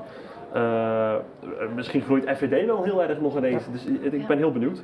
Maar toch denk ik, Sluislokaal is denk ik wel een redelijk stabiele partij om mee samen te werken in zo'n coalitie in de gemeente Sluis. Dus ik denk dat die er wel betrokken bij gaan raken. Zeker als het stuivertje wissel is, als ze samen toch richting de leiding gaan. Zie ik het wel gebeuren dat die twee in ieder geval de coalitie gaan vormen. En wie dat dan gaat aanvullen, dat zullen we zien. Het is altijd een afweging, denk ik, hè, van de stabiliteit van je bestuur behouden in de gemeente, maar ook recht doen aan een verkiezingsuitslag natuurlijk. Ja, hè. Zeker. Je hoort vaak ook wel dat er toch op de achtergrond al, daar hebben wij het hier voordat we eigenlijk in de uitzending gingen ook al over gehad, dat er soms op de achtergrond al volop aan het gelobbyd wordt voor die coalitie, zonder dat er überhaupt 1 stembureau geteld is. Ja. Hoe gaat het dan? Is dat echt al weken vooraf? Of wordt dat zo de laatste dagen van de campagne gedaan? Heb jij daar enig in jouw ervaring Ik heb net wel toevallig wat kandidaten gesproken hier in Terneuzen, maar die zijn daar wel al mee bezig. Ja. Nou, als die partijen groot worden wij, dan gaan we liever met die. En, er liggen allerlei scenario's klaar. Ja, eigenlijk zou je moeten kunnen stemmen op coalitieakkoorden al. Hè? Ja. Dat ze van tevoren al een paar coalitieakkoorden hebben samengesteld. En dan kunnen ze daar van tevoren over nadenken en dan kunnen we daarop stemmen. Ja, we gaan het hier het volgende uur ook uitgebreid over hebben, ook met onze nieuwe gast. Daar gaan we zo meteen naartoe. Maar Mathieu die staat klaar met een nieuwe update wat betreft de stemlokalen. Ja, gaan we naar een tussenstand. Op dit moment... Kijk even op het klokje. Exact 10 uur. Ja, betekent dat we wat stemmen kunnen zien vanuit de gemeente Hulst. Gaan we even kijken. De eerste stemmen zijn binnen. Van onder andere uit de locatie van Tragel zien we. Ossenisse, Henksdijk. De wat kleinere kernen die binnenkomen. En we gaan eens even kijken wat het stemgedrag is in de oostelijke helft van Zeeuws-Vlaanderen. We gaan eens kijken naar algemeen... Belang Groot Hulst, eens even kijken. Die zit al een beetje in de peiling, zeg maar, richting de percentages van 2022. 28,7 op dit moment. Dan gaan we naar het CDA even kijken. En die zit op dit moment op 11,9. Dan gaan we naar natuurlijk Groot Hontenisse, de partij van Frank van Driesje. Zit op 10,9 op dit moment om 10 uur. Dan gaan we naar de PvdA GroenLinks. Zit op 9,9%. Je ziet een klein beetje dezelfde trend als 4 jaar geleden. Dan gaan we naar de VVD. Gaan we eens even kijken. De partij van Glenn de Kraker. Die zit op 4,8 op dit moment. Maar de grote steden, of in ieder geval dorpen, moeten nog komen. De grote dorpskernen van Hulst. Dan gaan we naar D66. Die zit op dit moment op 3,4%. En dan gaan we naar de laatste 3 partijen. Dan beginnen we met BVNL. Gaan we even kijken. Die zit op 1,8%. Nieuwe partij. En natuurlijk de SP. Die 8e partij in de gemeente Hulst zit op 5,4%. En dan de nieuwe partij, de BVO, Bouw van Onderop, van Tom Willaert. En die plust behoorlijk naar 23,2%. Hartstikke mooi dat de stemmen daar al geteld zijn. Dan gaan we ook heel even kijken naar de gemeente Sluis. Daar hadden we ook nog wat informatie van binnengekregen. En daar zijn ze heel hard aan het tellen, want daar is al meer dan 50% van de stemmen geteld. Dus we gaan even naar de nieuwe tussenstand kijken van de gemeente Sluis. En dan gaan we even kijken naar Sluis lokaal. Kijken waar die op dit moment staan. En die staan op 17%. Dan gaan we naar de VVD, lijst 2, 18,3. De PvdA op dit moment, de partij van Rob Evers, op 11,2.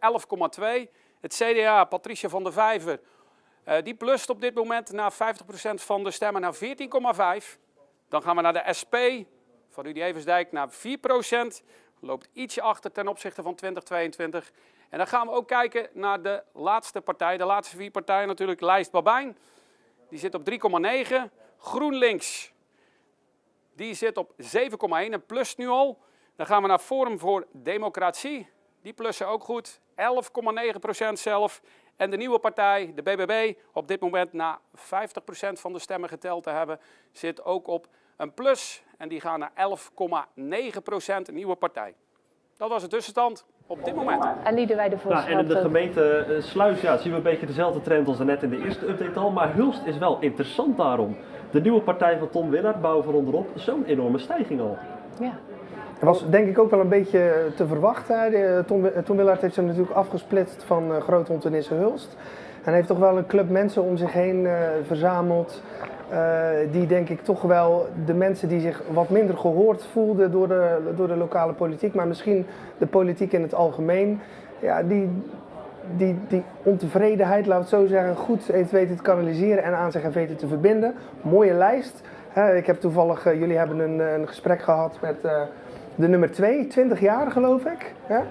20 jaar? 20 jaar. Lieselotte Evens, die staat op plek 2 van de lijst van de BVO. Ja, dus die hebben ook wel een lijst met mensen die aanspreken, die vanuit alle kernen, die allerlei plekken in de gemeenschap bekend zijn. Dus ik had het wel een beetje verwacht.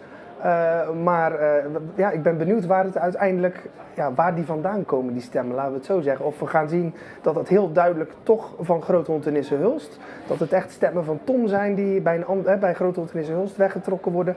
Of dat het toch een beetje van allerlei verschillende partijen komt. Zullen we toch ook weer moeten wachten op die wat grotere stembureaus. Het mooie is dat er inmiddels iemand van Bouw van Onderop, die partij van Tom Willaert, staat bij Annemarie in Hulst. Naast mij zit Nancy Leenertsen van Bouwen van Onderop. Nancy, het gaat goed hè? Het gaat voorlopig best oké. We zijn bescheiden, daar gaan we ook nog even blijven totdat de uitslag definitief rond is. Hadden jullie dit verwacht? Verwachtingen zijn best oké, zijn ook hoog gespannen, maar we spreken nog niets uit. Maar jullie zijn heel nieuw hè, opgestart in november. 5 november zijn we opgestart, dus we zijn nu maar een x-aantal maandjes verder. En wij staan hier eigenlijk al met een sterk team. En we hebben een super campagne gehad. Ik zie je daar nu gezicht, want u straalt er helemaal van. Wat zijn nou de plannen? Wat gaat er straks als eerste gebeuren? Stel jullie komen in de gemeenteraad. Nou, de plannen zijn om deze week de koppen bij elkaar te steken. Van oké, wat zijn onze eerste punten die we gaan doorvoeren? Die gaan we nu nog eventjes niet bekendmaken. Want daar zijn we dus eigenlijk al volop mee bezig. We hebben ons huiswerk al volop gemaakt. In principe kunnen wij 19 maart starten, zeg maar, met al behoorlijk wat vernieuwing, want we hebben heel veel goede dingen opgehaald. En dat was onze bedoeling. Nu heb ik begrepen van een collega, jullie zijn heel sterk in spreekuren. Klopt, ja. We hebben dokter Helmers voormalig huisarts. En die had het idee geopperd, 5 november, van weet je, mijn huisartspraktijk die loopt natuurlijk niet meer, die is gepensioneerd. Maar we kunnen natuurlijk ook een politiek spreekuur doen. En dat werd met luid applaus eigenlijk opgevangen. En dat zijn we gestart, even kijken, 4, 5 weken geleden. En het was eigenlijk van de eerste keer een succes. En het was nieuw in Hulst. Dus iedereen was benieuwd wat dit eigenlijk ging geven. En wij zijn super tevreden daarover. En hoeveel mensen komen er dan langs? Gemiddeld, de eerste keer waren er een stuk of 20. Dan waren er een stuk of 10. We hebben er ook eentje gehad die iets minder was. De laatste was heel goed. Dus we hebben eigenlijk wel meer verwachtingen in de toekomst. We denken zelf, het wordt meer. Maar het moet een beetje ruimte krijgen. Het moet een beetje rijpen, dit idee. Want het is nieuw voor Hulst. Een politiek spreekuur. En waar komen dan mensen dan zoal mee? Nou, eigenlijk zijn het van heel kleine zorgen tot grotere zorgen. Wat de rode lijn, de rode draad eigenlijk een beetje is van mensen lopen toch tegen een loket aan waar ze geen antwoorden krijgen. En soms is het een doolhof en weten mensen niet goed, oké, waar moet ik nu naartoe? Kun je een concreet voorbeeld noemen? Een concreet voorbeeld, mensen die in de zorg zitten, die zorg nodig hebben, die zorg moeten inkopen en die eigenlijk van kastje naar de muur gestuurd worden. Heel duidelijk was dit voorbeelden die we bij elk spreekuur opgehaald hebben. En wat zouden jullie daar dan mee kunnen doen? Want je kunt het systeem niet zomaar veranderen, denk ik. Het is ook niet de bedoeling om onmiddellijk het systeem te veranderen. Dit moet rijpen, dit idee moet gaan rijpen onder ons. Het is ook nieuw voor onszelf, want er zijn maar een aantal mensen die uiteindelijk in de politiek al hebben gezeteld bij ons. Dus we zijn allemaal nieuw, maar we zijn eigenlijk al volop bezig met de plannen rond te krijgen hierover, hoe we dit gaan aanpakken. Kijk, heel mooi. Hartelijk bedankt. We gaan hier weer terug naar de uitslagen. Maar voor de mensen die thuis meekijken, wij hebben ook onderzoek gedaan naar de vergoedingen van raadsleden. Want raadsleden werken niet zomaar gratis. Ze doen dat met heel veel passie en heel veel enthousiasme. Maar ze krijgen daar dus een vergoeding voor. Dat is best een complex verhaal, want het ligt er heel erg aan wat je takenpakket is, hoe dat eruit ziet. Dus als gemeenteraadslid komt er heel wat op je af. Talloze stukken lezen, urenlang vergaderen, overleggen, moties schrijven. Uit onderzoek van het NRC blijkt dat een raadslid in Nederland hier gemiddeld 17 uur per week mee bezig is. Maar hoe zit dat eigenlijk in Zeeuws-Vlaanderen? We vragen het François Babijn. Ja, dat is gemiddeld 20 tot 30 uur. En je moet ook vergaderen online of je verplaatsen om kennis op te doen. En je doet niet anders dan stukken lezen, echt waar. Ja, je bent er fulltime mee bezig in feite. Het is echt een hell of a job, maar je moet zoals mij gepassioneerd zijn. Want ja, politiek is mijn passie, dat is mijn lust en mijn leven. Dus ik doe het met alle plezier om iets te bereiken voor het algemeen belang. En als er dan iets lukt en zo, ja, dan krijg je daar echt een heel goed gevoel over. Een raadslid krijgt een vergoeding die gekoppeld is aan de grootte van de gemeente. De gemeente Sluis en de gemeente Hulst behoren tot inwonersklasse 4. Een raadslid krijgt daar €1305,79 bruto per maand. De gemeente Terneuzen behoort tot inwonersklasse 5. Een raadslid ontvangt daar €1698,33 bruto per maand. De meeste raadsleden hebben hiernaast nog een baan. Stel, je bent bankdirecteur. Dan val je met je totale inkomen in de hoogste belastingsschijf. In de gemeente Sluis of de gemeente Hulst krijg je dan €659,43 netto op je rekening. In de gemeente Terneuzen is dat €857,66. Verder krijgen raadsleden ook een onkostenvergoeding van €223,50 per maand. Daarmee kun je bijvoorbeeld de oppas van de hond betalen of een nieuw pak printpapier kopen. De gemeenteraad wil graag goed zorgen voor zijn medewerkers. Daarom krijgt ieder raadslid €136,85 per jaar als tegemoetkoming voor zijn ziektekostenverzekering. Auw!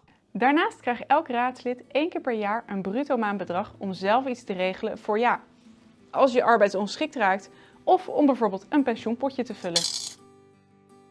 Tot slot zijn er nog een aantal optionele vergoedingen. Als fractievoorzitter krijg je €89,46 per maand, plus een bedrag per lid voor jouw fractie. Meneer Schuit. €12,77. Mevrouw Kersten. €12,77. Mevrouw Rosseel. €12,77. Verder is er ook nog een vergoeding beschikbaar als je bijvoorbeeld tijdelijk waarneemt voor de burgemeester, of als je in de vertrouwenscommissie zit, of bijvoorbeeld de onderzoekscommissie. Kortom, in de gemeente Hulst en in de gemeente Sluis krijg je als raadslid tussen de 950 en 1250 euro per maand voor je werkzaamheden. In de gemeente Terneuzen is dat tussen de 1150 en 1500 euro. Maar wat vinden raadsleden daar nu eigenlijk zelf van? We gaan daarvoor op bezoek bij Jessica van Sikkeleris.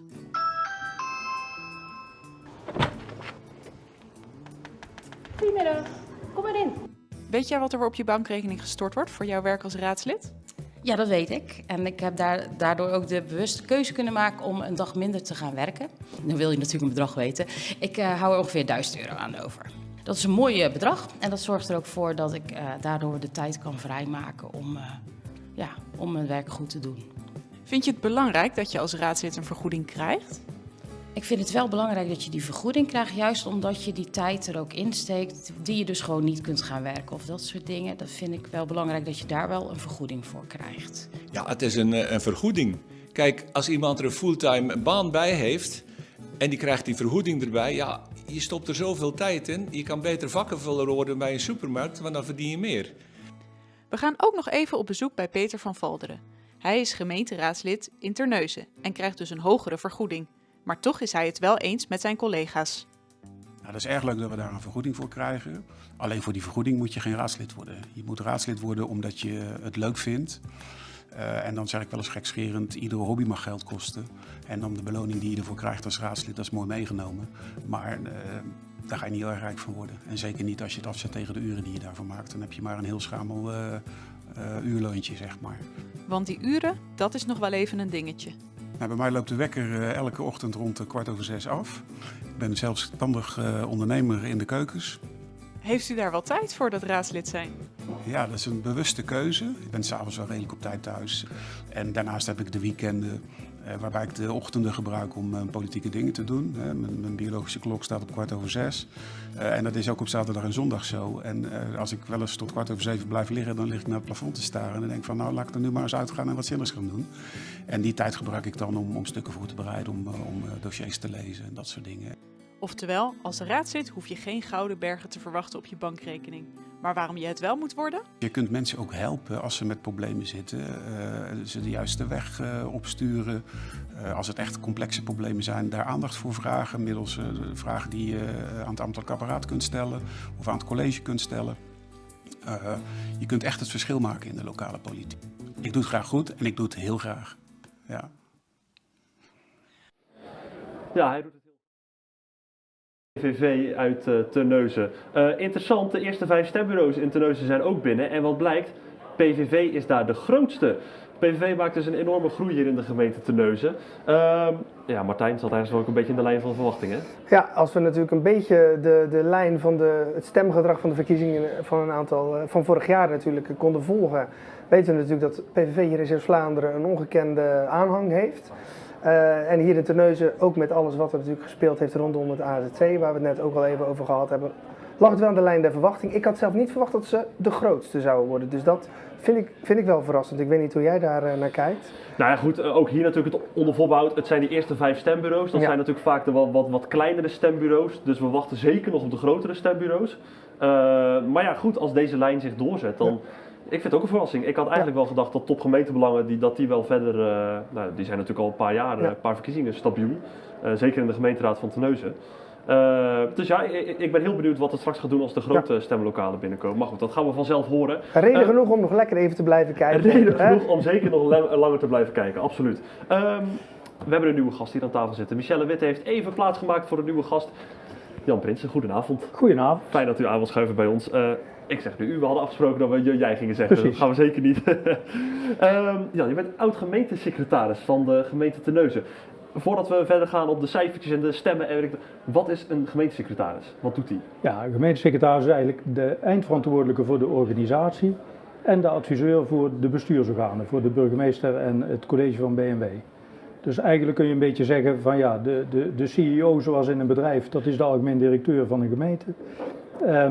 En die heeft dus de verantwoordelijkheid om de ambtelijke organisatie mee aan te sturen, met een hele hoop andere mensen gelukkig, maar dat moet hij doen. En aan de andere kant maakt hij onderdeel uit van het college als ze beraadslagen En is hij verantwoordelijk om de besluiten die het college neemt ook uit te voeren. Ja, uit te precies. laten voeren. Maar je bent over het meedenken van de plannen die gemaakt worden niet per se betrokken? Of denk je ook inhoudelijk mee? Daar ben je altijd wel in betrokken. Maar natuurlijk vanaf, kijk, de primaire betrokkenheid zit bij mensen die er echt verstand van hebben van die onderwerpen. En die hebben we gelukkig heel veel in die ambtelijke organisaties zitten. Die formuleren voorstellen, maar dan gaat het er vaak om van ja, een goed voorstel wil nog niet zeggen dat het ook een politiek haalbaar voorstel wordt.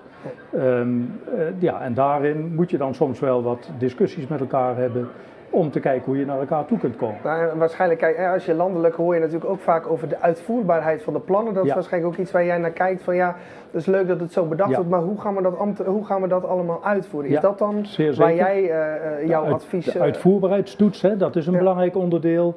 Maar het gaat er ook naar van de strijdigheid met andere regels die je misschien al hebt. Of in de totaliteit van de samenwerking die je ook als gemeente hebt met allerlei andere partijen. Hoe kun je dat dan het beste doen? Ja, ook dat soort vraagstukken komen daarbij aan de orde. Maar in principe wordt dat allemaal goed voorbereid vanuit de organisatie. En gaat het meer om de dynamiek en het bestuur van en hoe willen we dit dan verder brengen? Hoe willen we hier dan mee omgaan? Ja. En ambtenaren moeten hun eigen mening geven, onafhankelijk. Dat is een heel belangrijk item, vind ik. En vervolgens kan een bestuur dan natuurlijk een eigen invulling en een eigen draai aan geven. Ja. Nu staan we natuurlijk weer op zo'n belangrijk punt, denk ik, voor een gemeente, een ambtelijk apparaat. Ja. Je bent uitvoering aan het geven van een agenda en dat gaat weer wisselen. Ja. Hoe is dat voor een ambtelijke organisatie? Want ik kan me voorstellen, als er echt flinke wijzigingen zijn in het college van B&W en echt een nieuwe koers wordt uitgezet, dan moet dat hele ambtelijke apparaat zich daar maar weer aan aanpassen eigenlijk. Of hoe bereidt een ambtelijke organisatie zich daarop voor? Zo klinkt het wel heel heftig. Gelukkig is het in de praktijk niet zo erg. We hebben ook niet het Amerikaanse systeem waarmee waar de hele administratie opstapt met een president als die vertrekt of zo. Dat geeft ook gekke dingen te zien. En uiteindelijk is ieder college of iedere raad waarvoor gestemd wordt, ieder college dat benoemd wordt, die treedt natuurlijk wel in de voetsporen van, ik weet niet hoeveel andere raden en colleges die allemaal besluiten genomen hebben, die blijven gelden tot het moment dat er een ander besluit genomen wordt. Dus het is niet zo dat een ambtelijke organisatie ineens helemaal in verwarring is van nou hebben we andere mensen. Nee, er zal dan een zorgvuldig proces opstarten. Dat zal na vanavond ook in Terneuzen nu weer gebeuren. Waarbij langzaam maar zeker verkend wordt van ja, welke koerswijzigingen zien we in de toekomst eventueel voor ons. En dat is soms maar heel beperkt, want je hebt niet overal evenveel invloed op. En je kunt niet alles zomaar als een knop omdraaien. En als je dat doet, moet je dat heel geleidelijk doen en moet dat ook weer instemming krijgen van de volledige raad. Ja. Ja. Dus het is niet in één keer een hele absolute ommezwaai. Nee, ja. Gelukkig niet. Nee. Gelukkig niet. Ik wil er zo meteen heel graag nog verder over doorpraten. Maar inmiddels staat bij Annemarie in Hulst Dani Brakke, de nummer 2 van het CDA. Naast mij zit Dani Brakke van het CDA. Hij gaf al aan, wij hebben elkaar eerder even gesproken en hij zei ik ben heel zenuwachtig. Hoe staat het nu met die zenuwen? Ja, de zenuwen zijn er nog steeds. De eerste uitslagen zijn binnen en ik denk dat we echt ook trots mogen zijn op het resultaat wat we nu al hebben neergezet. Maar ja, vanavond weten we pas de definitieve uitslag op partijniveau en pas morgen op kandidaatniveau. Dus ik ben heel benieuwd. Ja, denk je dat je kans maakt? Ik sta op plek 2 voor het CDA. Dus ik hoop het natuurlijk wel. En dat de kiezer ook mijn inzet beloont voor de afgelopen 4 jaar die ik mee heb gedaan als commissielid. Maar ja, dat is natuurlijk aan de kiezer. Jij gaf aan, deze verkiezingen voelen toch heel anders dan de andere. Wat is het verschil? Ja, dat klopt. 4 jaar geleden kwam ik er voor de eerste keer bij. Heb ik het niet echt beleefd. In de tussentijd heb ik 2 keer landelijke verkiezingen mogen ervaren. Waar ik ook op de lijst stond.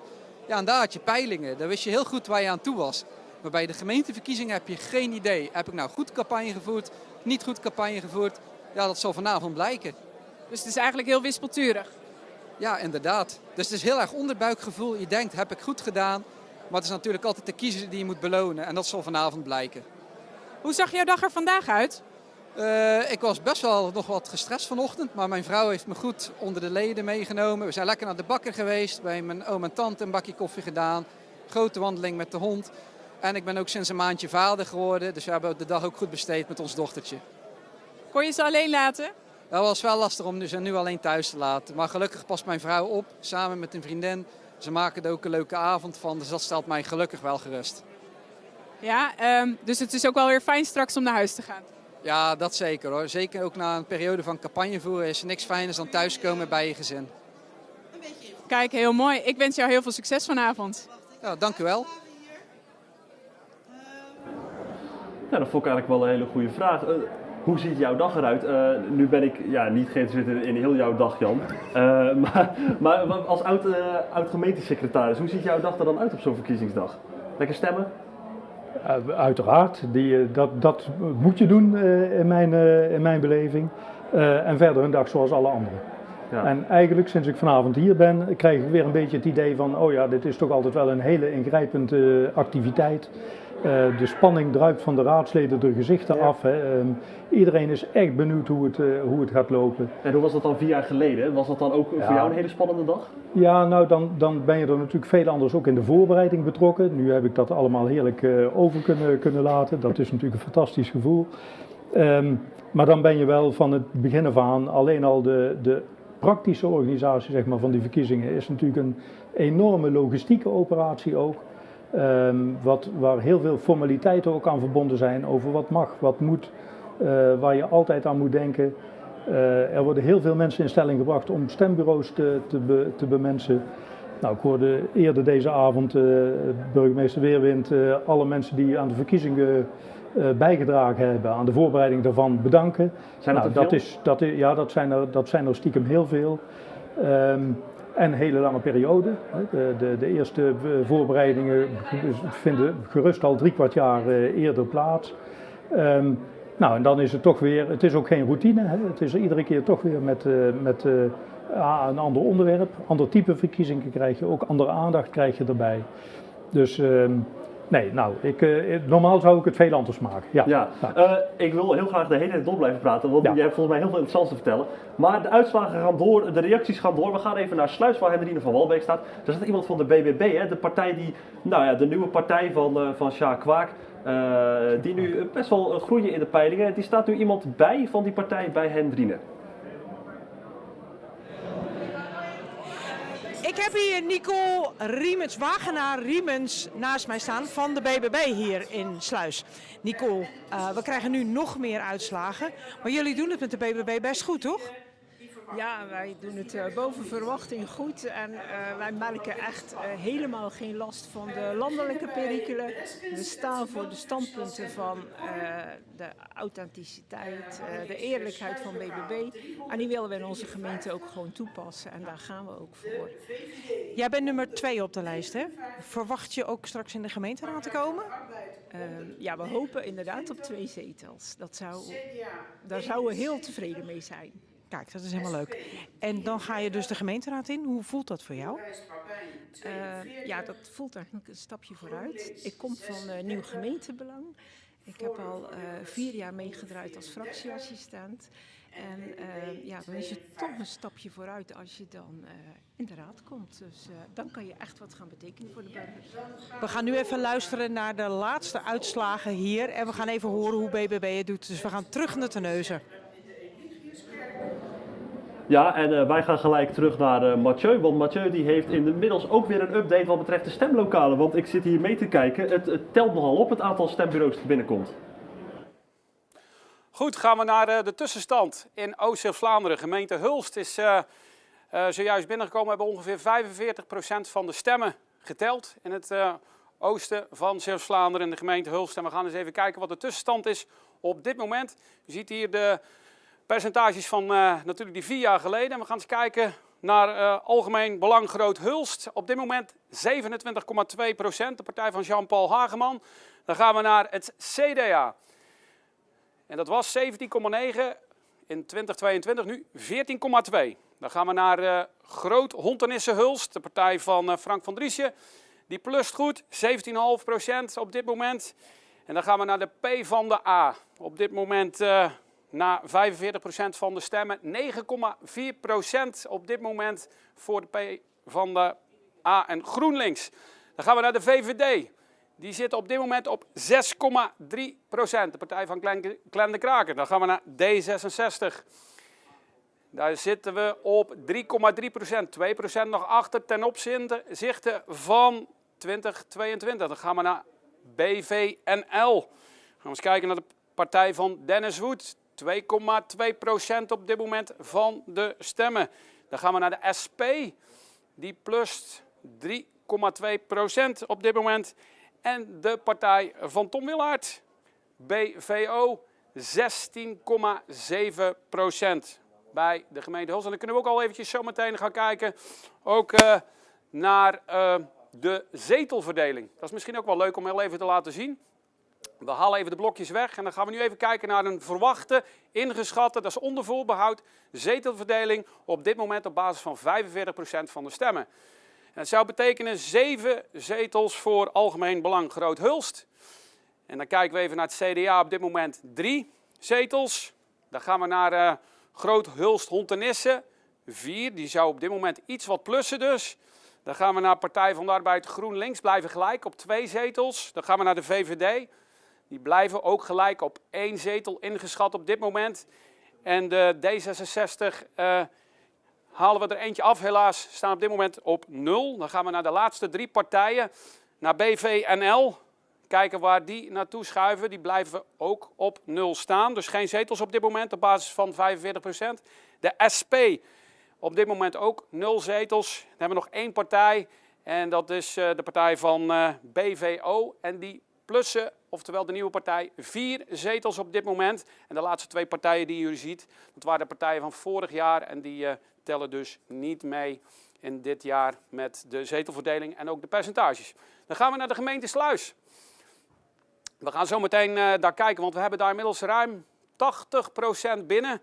Dus daar kunnen we al een redelijke indicatie geven van het stemgedrag en de percentages. We beginnen eerst met de percentages en daarna gaan we door naar het aantal zetels. Op dit moment dus een plus voor Sluis lokaal.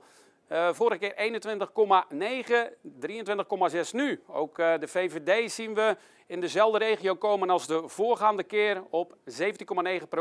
De PvdA van Rob Evers op dit moment 12,2%. Dan gaan we naar het CDA van Patricia van der Vijven, 12,5%. En de SP op dit moment, na een dikke 80% van de stemmen geteld, 4%. Dan gaan we naar de laatste 4 partijen in de gemeente Sluis. En dan beginnen we met Lijst Babijn. Op dit moment 4,2%, min ten opzichte van 4 jaar geleden. GroenLinks op dit moment een 5,1 gelijkwaardig aan 4 jaar geleden. Dan gaan we naar Forum voor Democratie. Die plussen heel goed van 4,7 naar maar liefst 11,6%.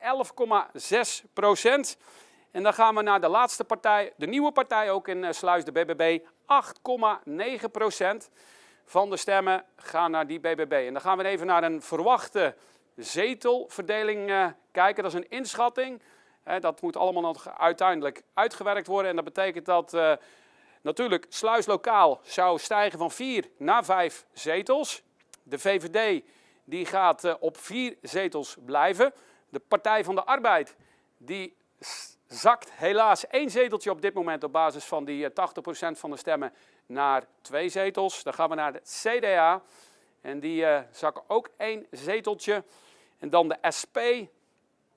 Kijken waar die op uitkomen. Helaas op dit moment nog geen zetels. Dan gaan we naar de laatste 3 partijen. En dat is Lijst Babijn.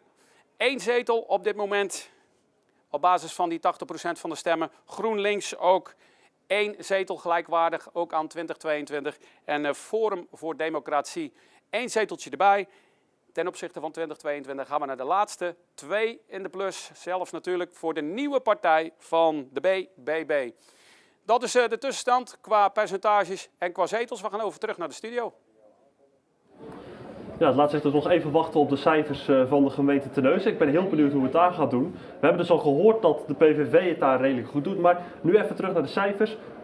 Nou nee, daar gaan we het zo meteen over hebben. Want ondertussen staat hier in de gemeente Terneuzen wel bij Tineke waarnemend burgemeester Frank Weerwind. Ja, ik heb hier naast me burgemeester Frank Weerwind. Hij staat erop dat ik je tegen hem zeg.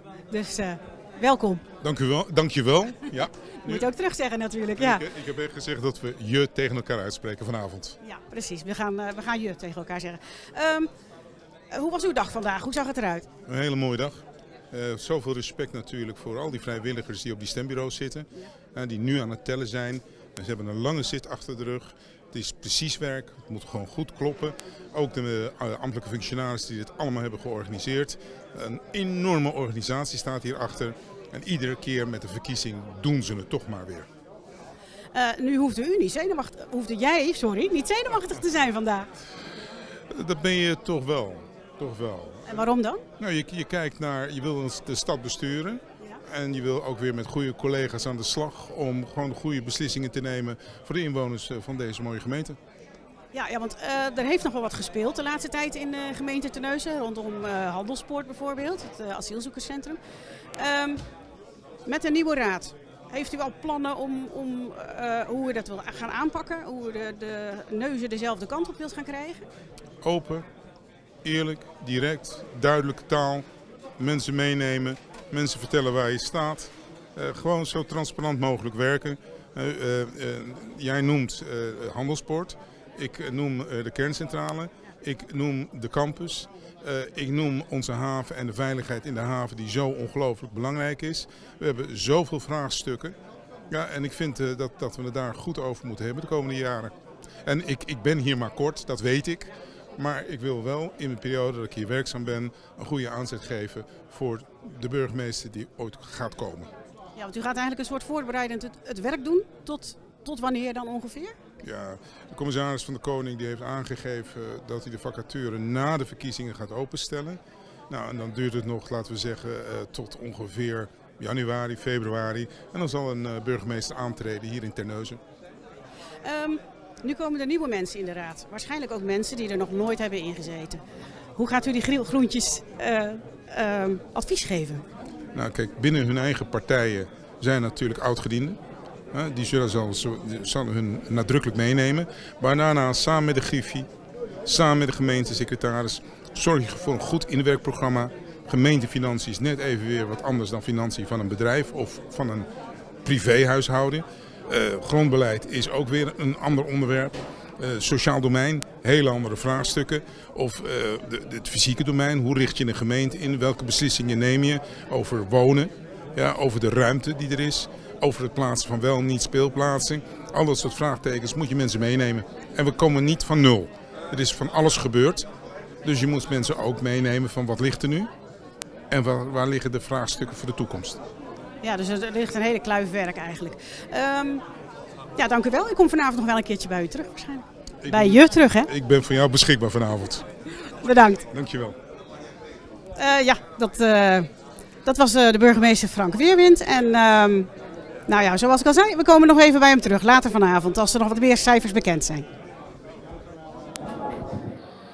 Ja, heel veel verschillende onderwerpen, heel veel thema's. Nu ben ik heel benieuwd, Jan, hoe ga je daar als gemeentesecretaris mee om? Want ik zag je veel ja knikken bij wat de burgemeester zegt. Verschillende onderwerpen, financiën is weer anders. Hoe ga je daarmee om met al die verschillende onderwerpen?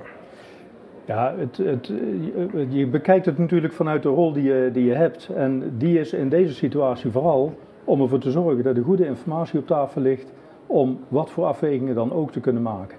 En om eigenlijk het proces van verkennen wat nu op een of andere manier ook op gang zal komen, om dat ook zo goed mogelijk te faciliteren. Om ervoor te zorgen dat dat goed voorbereid en degelijk kan gebeuren. Al die verschillende dossiers, dat zijn natuurlijk geen nieuwe dossiers. Het zijn dossiers die in de loop van de tijd al zich ontwikkeld hebben, gegroeid zijn, soms wat harde kanten hebben. Ja, daar zul je opnieuw met elkaar over moeten gaan bepalen wat je daarmee gaat doen. Dat zal een gemeenteraad op hoofdlijnen moeten doen. Als we het hebben over bijvoorbeeld een nieuw bestuursakkoord voor de komende periode. Maar een college die uiteindelijk de uitvoeringsverantwoordelijkheid ook krijgt voor wat de raad als kader stelt. Die zal daar ook over na moeten denken. Van wat kunnen wij, wat willen wij waarmaken? Waar zetten wij onze handtekening onder als het gaat om de ambities voor de komende jaren? En nou, dat is in die zin, de vergelijking net maakte de burgemeester met een bedrijf. Ja, in die zin is een bedrijf echt anders dan een gemeente, omdat die zoveel verschillende onderwerpen heeft waar ze overgaan. Hè. Geen enkele inwoner kan zich onttrekken aan een gemeente en van de geboorte tot aan het overlijden speelt de gemeente een rol in je leven. Dat realiseren we ons vaak niet, maar dat is echt zo. En op al die plekken, op al die momenten die ertoe doen, ja, daar moeten besluiten overgenomen worden. En nogmaals, het belangrijkste is dat dan goed overwogen, wel overwogen besluiten kunnen zijn, geïnformeerde besluiten, waarbij mensen naar hun politieke voorkeuren en de afspraken die ze daar met collega's over kunnen maken, vervolgens de goede dingen mee kunnen doen. Ja, maar jij adviseert wel in die besluiten die genomen worden. Hè? Dat is onder andere de taak van de gemeentesecretaris. Dan moet je ook veel algemene kennis hebben over die thema's. Het adviseren, natuurlijk, je groeit daar ook in mee. Hè? Ik zou het nu niet meer kunnen, zo simpel is dat ook. Maar je groeit daarin mee. Maar groeit dat ook zo snel? Want uiteindelijk, het is nog maar 4 jaar geleden. Jawel, maar dat gaat op zich wel redelijk vlug. En uiteindelijk gaat het er vooral om, kijk, de afweging die je kunt maken. Je hebt verschil tussen feiten en politiek, heb ik wel eens voor mezelf gezegd. En zolang de ambtelijke organisatie zich bij feiten en bij grondige analyses kan houden en de politiek zich vooral bezighoudt met wat denken wij, wat vinden wij dat onze kiezers ons mandaat voor gegeven hebben om te doen, nou, dan ben je denk ik met elkaar goed bezig. Want dat samenspel, een goed samenspel tussen een college, een gemeenteraad en de ambtelijke organisatie is nodig om welk resultaat dan ook te kunnen behalen. Dus daar moet je met elkaar op investeren. Ja, het is dus in de tussentijd nog steeds wachten op de eerste uitslagen die we echt te zien krijgen van de gemeente Terneuzen. Ondertussen wordt hier in het stadhuis wel van alles gepresenteerd en ze komen langzaam binnen, maar voor we ze presenteren moeten we nog heel eventjes wachten. Misschien is het goed om in de tussentijd even te kijken naar die raadsleden die in die gemeenteraad zitten van de gemeente Terneuzen of de gemeente Hulst. We keken net al even naar Sluis. Kennen de mensen die raadsleden een beetje? De P van de P. De Partij voor de Portemonnee. Wie kent u in de Zeeuws-Vlaamse gemeenteraden? Zijn de gemeenteraadsleden eigenlijk wel bekend in hun gemeente? Omroep ZVL zocht het uit. Wie kent u? Ja, dit is nog een oud-leerling van mij. Ik ken ze bijna allemaal. Dat is fantastisch. Maar ik zeg ook bijna allemaal. Maar ik zoek even degene... Ja, ik heb ze gevonden. Paula. Ja? Die heeft mijn voorkeur. Ja. Ja? Renate. Ja? En die man weet ik niet bij naam, maar komt wel uit het dorp. En deze mevrouw komt uit het dorp. Wat is voor jullie nu straks een belangrijk onderwerp als het gaat om stemmen in deze gemeente? Inderdaad, de woongelegenheid en alles. Kijk, wij hebben het geluk gehad dat we inderdaad een paar jaar geleden wel nog een huis hebben kunnen kopen. Maar als je inderdaad straks de kindjes van ons en alles, ja, als ik nu mijn eigen neefjes zo zie, dat is allemaal lastig om nog even aan een huis te komen. Ja. Het is natuurlijk, ze zijn op zoek naar een locatie voor asielzoekers. Die mensen moeten natuurlijk ook ergens gevestigd worden. En ik hoop dat ze daar een goede oplossing voor vinden, zonder daar eigenlijk geweldig ruzie over te maken. Ook de onderwerpen zijn belangrijk, absoluut. Alleen, ik weet dat Paula haar stinkende best doet om in het belang van iedereen in Terneuzen, en dan bedoel ik grote neuzen, om daar het best voor te hebben. Ja, dat vind ik lastig. Ik denk toch dat de persoon al iets in zijn hoofd heeft om daarop te stemmen. En mijn mening is, je wordt heel veel lekker gemaakt en uiteindelijk stem je en gaan er toch wel dingetjes anders. Maar ja, iedereen doet zijn best, denk ik maar. En ja, ik heb wel mijn partij in mijn hoofd. Super. En daar blijf ik ook lekker bij. Ja. En voor de rest, we Ja, zien het allemaal wel. Ja, nou ja, goed, toch wel wat bekendheid, wat herkenning bij de raadsleden. Viel jij dat ook op in de tijd dat jij bij de gemeente actief was, dat raadsleden, ze moeten iets harder trekken aan de populariteit?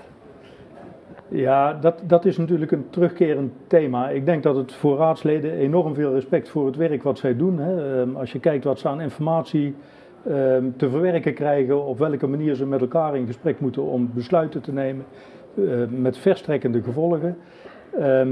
Dan is de vraag of werken aan je populariteit in datzelfde rijtje zo goed thuis hoort.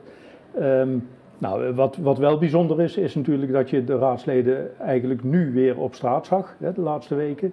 We gaan ze nu de meeste ook weer een tijdje wat minder zien. Kan ook eigenlijk bijna niet anders.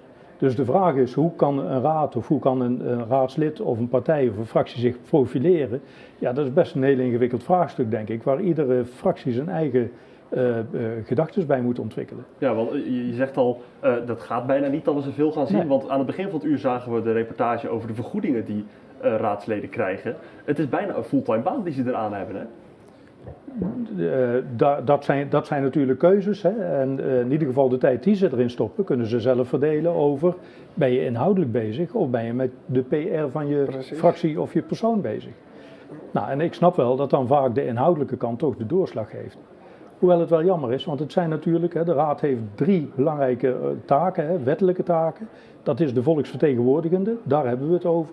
Hoe kun je een volk vertegenwoordigen als het volk jou niet kent, of omgekeerd, dat is natuurlijk een lastige.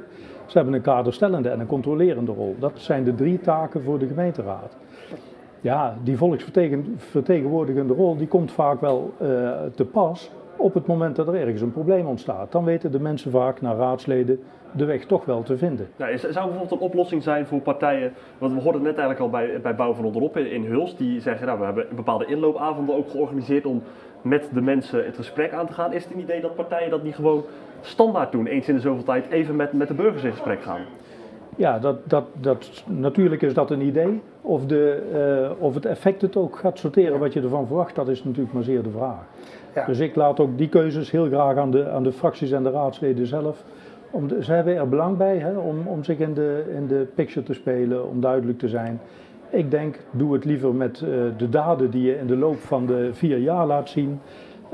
Haal daar je winst mee in plaats van met een foldetje de laatste 3 weken op de markt. Dat is het ook. Hè? Bij Bouw van Onderop was het ook echt een onderdeel van de campagne nu. Tuurlijk, natuurlijk. ja. En het was ook de identiteit van de partij is. Hè? We moeten vanaf onderop samen met de burgers. Het suggereert misschien een beetje dat de andere lokale politieke partijen dat niet doen, maar dat is natuurlijk niet zo. Nee. Maar die zijn al veel langer, die hebben al veel meer ervaring, die leunen misschien ook wat meer op een vaste, trouwe achterban. Een nieuwe partij moet dat natuurlijk nog helemaal verwerven. Dus die hebben natuurlijk ook wel een iets andere strategie. Wat jij net vertelde, Jan, was ook wel interessant over als gemeentesecretaris. Je komt nu natuurlijk in zo'n periode dat er ook een soort overdracht moet komen van werkzaamheden. Zeker. Of zeker als er nieuwe bestuurders of iets dergelijks komen. En er moet een coalitie gevormd worden. Welke rol speelt de gemeentesecretaris daarin? Is hij degene die ook die formatie van die coalitie eigenlijk een beetje begeleidt? Of hoe moet ik dat zien? De rol is helemaal afhankelijk van wat de partij die uiteindelijk de trekkende partij wordt om het vervolgproces in orde te steken of in gang te steken, wat die voor rol voor je ziet. Dus in principe is het altijd handig, denk ik, als er een gemeentesecretaris bij is, net zo goed als de raadsgriffier, om ervoor te zorgen dat een aantal dingen, al is het maar om de informatievoorziening vanuit de organisatie goed richting de formerende partijen te krijgen, om in ieder geval dat soort processen te waarborgen. Welke rol wil jij zelf het prettigst? Of welke positie? Ik heb meegemaakt 2 keer in ieder geval, in 18 en in 22, dat je een actieve rol had in het ondersteunen van het proces van en de verkenning, dus meer de informatie en de formatie die erop volgt.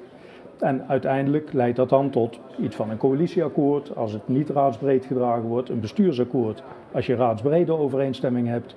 Ja, dat is natuurlijk fantastisch en daarmee heb je meteen geborgd dat ook de opdracht die eigenlijk impliciet vervat ligt in dat document, dat die richting die organisatie goed verder gebracht kan worden. Want daar gaat het natuurlijk om. We hebben net met Michelle natuurlijk even over gehad, maar we kunnen dat natuurlijk perfect aan jou vragen vanuit binnenuit. We horen soms wel eens van wat we landelijk zien, dat er met alle partijen eerst kopjes koffie gedronken wordt, dat er eerst verkend wordt. Maar vaak zien we hier lokaal toch wel dat er vooraf al wat verkenningswerk gedaan wordt op het gebied van welke coalities er gevormd worden. In hoeverre is dat waar? Dat is een vermoeden, hè? Dat is wel van horen zeggen. Maar is dat echt zo dat... Op die manier heb ik het hier niet ervaren, niet meegemaakt. Maar ik denk dat het ook heel erg afhankelijk is. Kijk, verkiezingsuitslagen zijn in de loop van de tijd steeds onvoorspelbaarder geworden. Dus waar je vroeger wist van, nou, dat zal wel de grootste partij worden, die krijgt ook de lead in de coalitievorming. Ja, dat is nou niet op voorhand een gelopen race. Nou, dus dat heb je eigenlijk primair af te wachten voordat je verder iets kunt doen. Heb je het lokaal ook altijd dat toch eerst de grootste partij het initiatief krijgt om een coalitie? Of hoe werkt dat hetzelfde als landelijk eigenlijk? Op hoofdlijnen werkt dat eigenlijk wel hetzelfde. Maar het is natuurlijk totaal afhankelijk van hoe het hier ter plekke afgesproken wordt. Of in Sluis of in Hulst afgesproken wordt.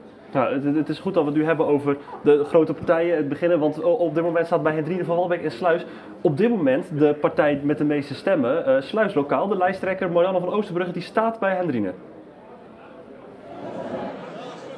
Yes. Marian van Oosterbrugge, lijsttrekker van Sluis Lokaal. Het gaat goed voor jullie, hè? Ja, voorlopig wel. We hebben nog 1 stembureau te gaan, dus... Verwacht je daarvan dat dat nog maken of gaat breken? Of denk je dat het goed gaat? Nou, we hebben nu een krappe 5. Het zou mooi zijn om de 5 echt aan te tikken. 5 zetels bedoel je dan in de gemeenteraad? Ja. Dat is toch wel aanzienlijk meer dan de vorige keer? Ja, dat is 1 meer. Voor jullie is dat hartstikke leuk natuurlijk. Wat doet dat met jou? Nou, daar ben ik natuurlijk trots op. Niet alleen, maar ja, aan de tafel sta ik met heel de achterban. En ja, goed, die hebben daar natuurlijk een hele grote bijdrage in gehad. Ja. Hebben jullie er heel veel voor gedaan, deze verkiezingen? Ja, dat vind ik wel. Ieder heeft zijn beste been voorgezet en dat hebben we samen gedaan. Dat is ook onze slogan, samen sterker, samen de toekomst in. Ja. We gaan het nog even afwachten wat het laatste stembureau doet. Dus dankjewel voor dit gesprek. Wij gaan hier nog met spanning wachten op de laatste stembureau. En voor nu gaan we terug naar Terneuzen. Ja, en langzaamaan druppelen alle uitslagen een beetje binnen. We kijken bijvoorbeeld in Hulst zitten we nu op 70% van de stembureaus van de stemmen die binnen zijn. Daar wachten we nou bijvoorbeeld nog op het Stadhuis in Hulst, de Blauwe Hoeve, Den Dullaert. Nou goed, een beetje de wat grotere stembureaus waar nog op gewacht wordt. In de gemeente Sluis is nog 1 stembureau. Ja, Marianne van Oosterbrugge zegt het net.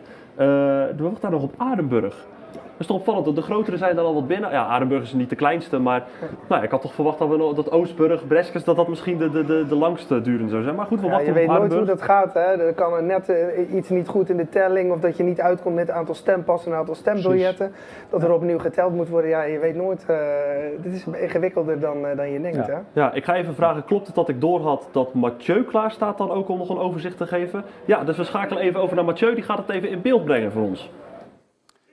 Goed, gaan we wederom terug naar een mooie tussenstand. En we beginnen in het westen van Zeeuws-Vlaanderen, gemeente Sluis.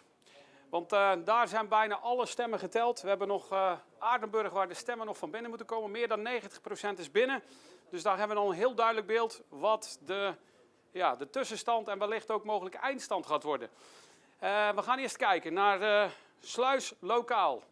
Die plussen ongeveer een dikke, kleine 2% ten opzichte van 2022. Goede zaken dus voor Marianne van Oosterbrugge. Dan gaan we naar de VVD. Op dit moment 17,9%. Ietsje minder dan in 2022, maar zeker ook niet verkeerd. Dan gaan we naar de P van de A. Even kijken waar die naartoe stijgen. En die komen op 12,2%. 12,2% ten opzichte van 16% in 2022. Dan vliegen we gelijk door naar het CDA.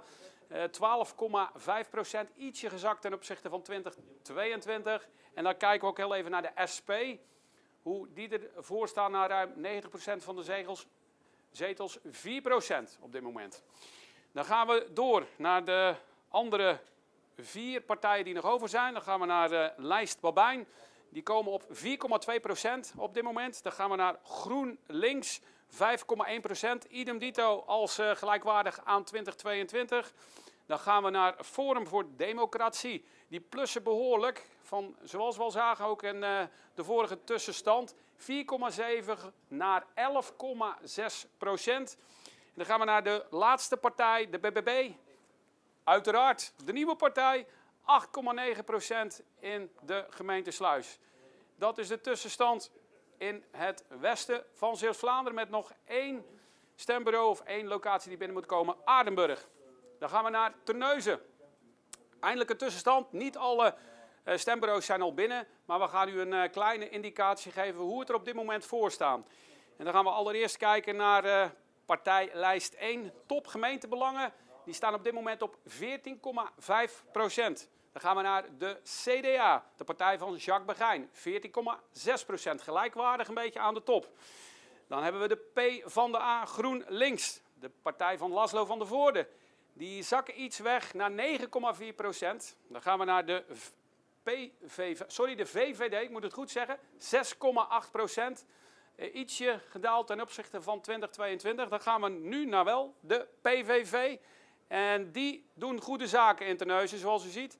Van 9,8 in 2022 naar 18,4 in 2026 dit jaar. Dan gaan we naar de ChristenUnie. Die zakken iets weg. Die hadden in 2022 7% en nu 4,3%. Dan gaan we naar de andere partij, want we hebben 15 partijen in Terneuzen. En dan gaan we naar de SGP. Die hadden 6% en die komen daar ongeveer in de buurt uit. 6,1% ook dit jaar. Dan gaan we naar de 50PLUS partij. De partij van Honoré Reuling. Even kijken, van 4,7 naar 2,7% gedaald. Dan gaan we naar de SP. Die zijn ook ietsje gezakt, van 4,3 naar 3,2. En ook D66 iets gestegen, van 3,8 naar 4,1%. De laatste partij die we in beeld zien is Terneuzen Sterk van Paula Stoker. En die zakt ietsje weg van 3% in 2022 naar 1,8% dit jaar dus met de gemeenteraadsverkiezingen van 2026. Gaan we naar de laatste 5 partijen. En dat is Sociaal Terneuzen. Die zijn iets wat geplust, 0,4% naar 3,4%. Dan gaan we naar de Sociaal Democraten Terneuzen. Die zijn geplust uiteraard naar 3,9%. Wat is een nieuwe partij hier in Terneuzen. Dan gaan we naar Hart voor Terneuzen, ook de tweede nieuwe partij dit jaar. Ook geplust met 5,1% maar liefst. En dan de laatste partij, en dat is de BVNL. Die is geplust ook, uiteraard ook een nieuwe partij, naar 1,6%. En dat zijn de tussenstanden voor Terneuzen. Gaan we nog even naar de laatste, gemeente Hulst. En dan kijk ik even naar de regie. Hoeveel procent van de stemmen zijn er binnen op dit moment in de gemeente Hulst? 70% van de stemmen binnen. Gaan we eventjes kijken naar de tussenstand. Dan beginnen we met Algemeen Belang Groot Hulst. Op dit moment 28,6%. Wellicht komen ze in diezelfde range als in 2022. Dan gaan we iets wat wegzakkend, maar nog steeds zeker goed. 17,9 in 2022, 15,2 voor het CDA. Dan gaan we naar Groot-Hontenisse van Frank van Driessen. Die komen ongeveer op hetzelfde niveau als in 2022 op dit moment. En dan gaan we verder naar de P van de A GroenLinks van Rob Lambert.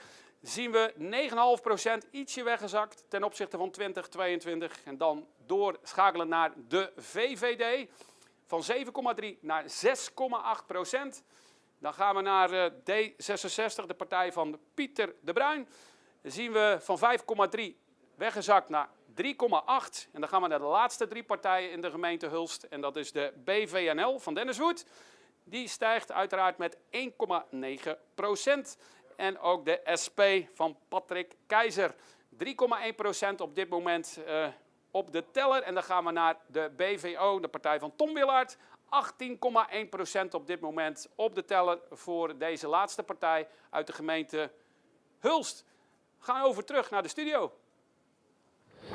Ja, opvallend. D66 lijkt dan toch die trend die ze landelijk hebben gehad met een ruime overwinning niet door te kunnen zetten. En mooi, Pieter de Bruin, de lijsttrekker van D66 Hulst, die staat nu bij Annemarie.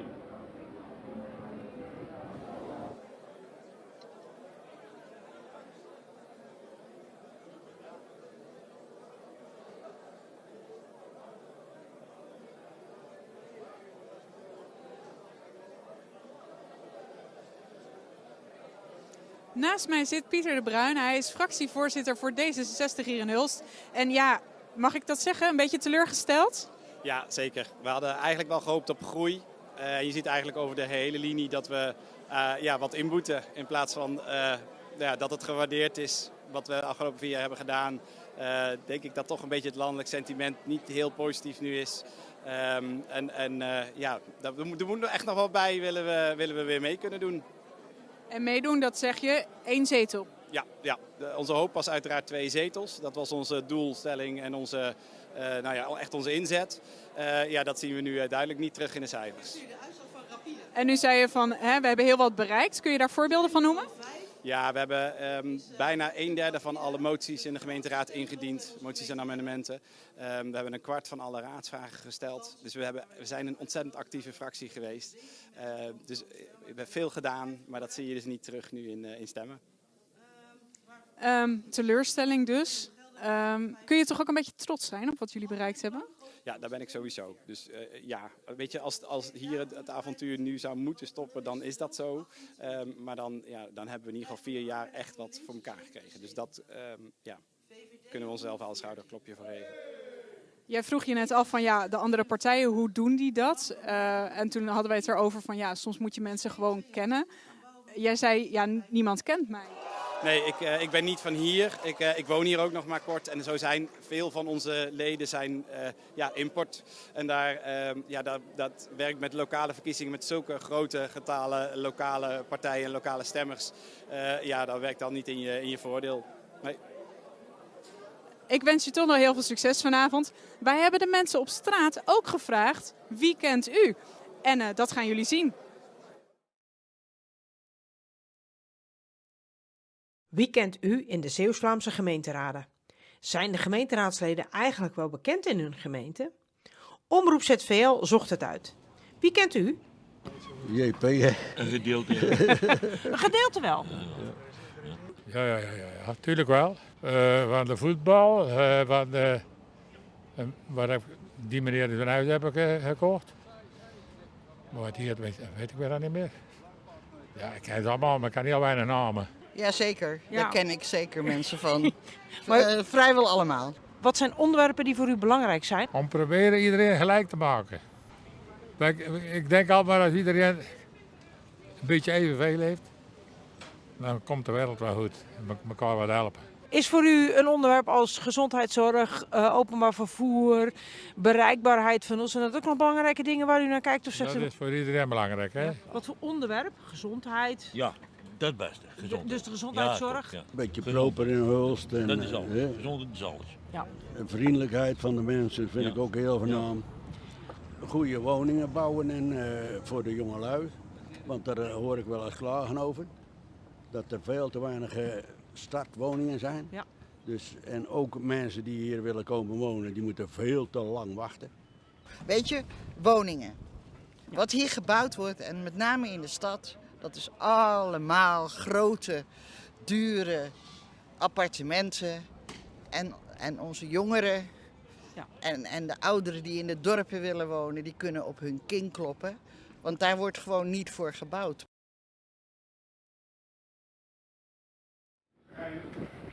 Ja, en dan gaan we toch weer even kijken naar de uitslagen die een beetje binnenstromen. Belangrijk om even te vermelden op dit moment is dat nu in de zaal, in het stadhuis, de definitieve uitslagen, definitief, dat is niet helemaal waar, de voorlopige uitslagen van alle stembureaus in de gemeente Terneuzen worden gepresenteerd.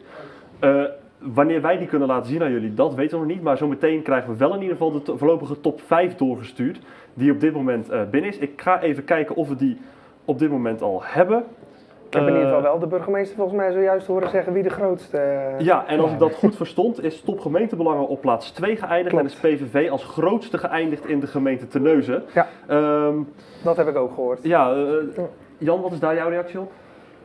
Ja, de kiezer heeft gesproken. Dat is natuurlijk de gewone uitspraak die je dan doet. Wat hoor je te zeggen? De uitkomst, ja, dat hoor je dan te zeggen. De uitkomst is zoals die is. Hè? De stemmen zijn geteld. Nou, te verwachten, ja, ik vond het heel moeilijk om nu een voorspelling te doen op hoe zou het lopen. Ja, je weet ook dat gemeenteraadsverkiezingen een hele andere dynamiek hebben dan de landelijke verkiezingen. Dus ja, een verrassing, dat is iedere uitslag van iedere verkiezing. Ja. Maar het is ook datgene waar de gemeente morgen weer mee aan de slag zal moeten. Ja, ik heb even de top 5 er nu bij gekregen. Op plaats 5 zien we VVD. Dan op plek 4 toch PvdA GroenLinks, dus die staan toch in de top 4. Plaats 3 CDA, dan op plaats 2 top gemeentebelangen en bovenaan de PVV. Wat de percentages precies zijn, daar zullen we dan gaandeweg nog achter komen en daar komen we zo snel mogelijk bij jullie op terug. Maar ja, dat is dus in ieder geval de voorlopige top 5 in de gemeente Terneuzen met alle stembureaus die geteld zijn. Weet je hoeveel stembureaus, hoeveel procent is dat ongeveer? Of overvraag ik je nou? Want, ja. Nee, ja, goed. De gemeente Terneuzen heeft 30 stembureaus, dus dat is sowieso redelijk wat. Ja. En we hoorden ook net dat het percentage opkomst op 48% lag. Dus dat is een lichte stijging vergeleken met 2022.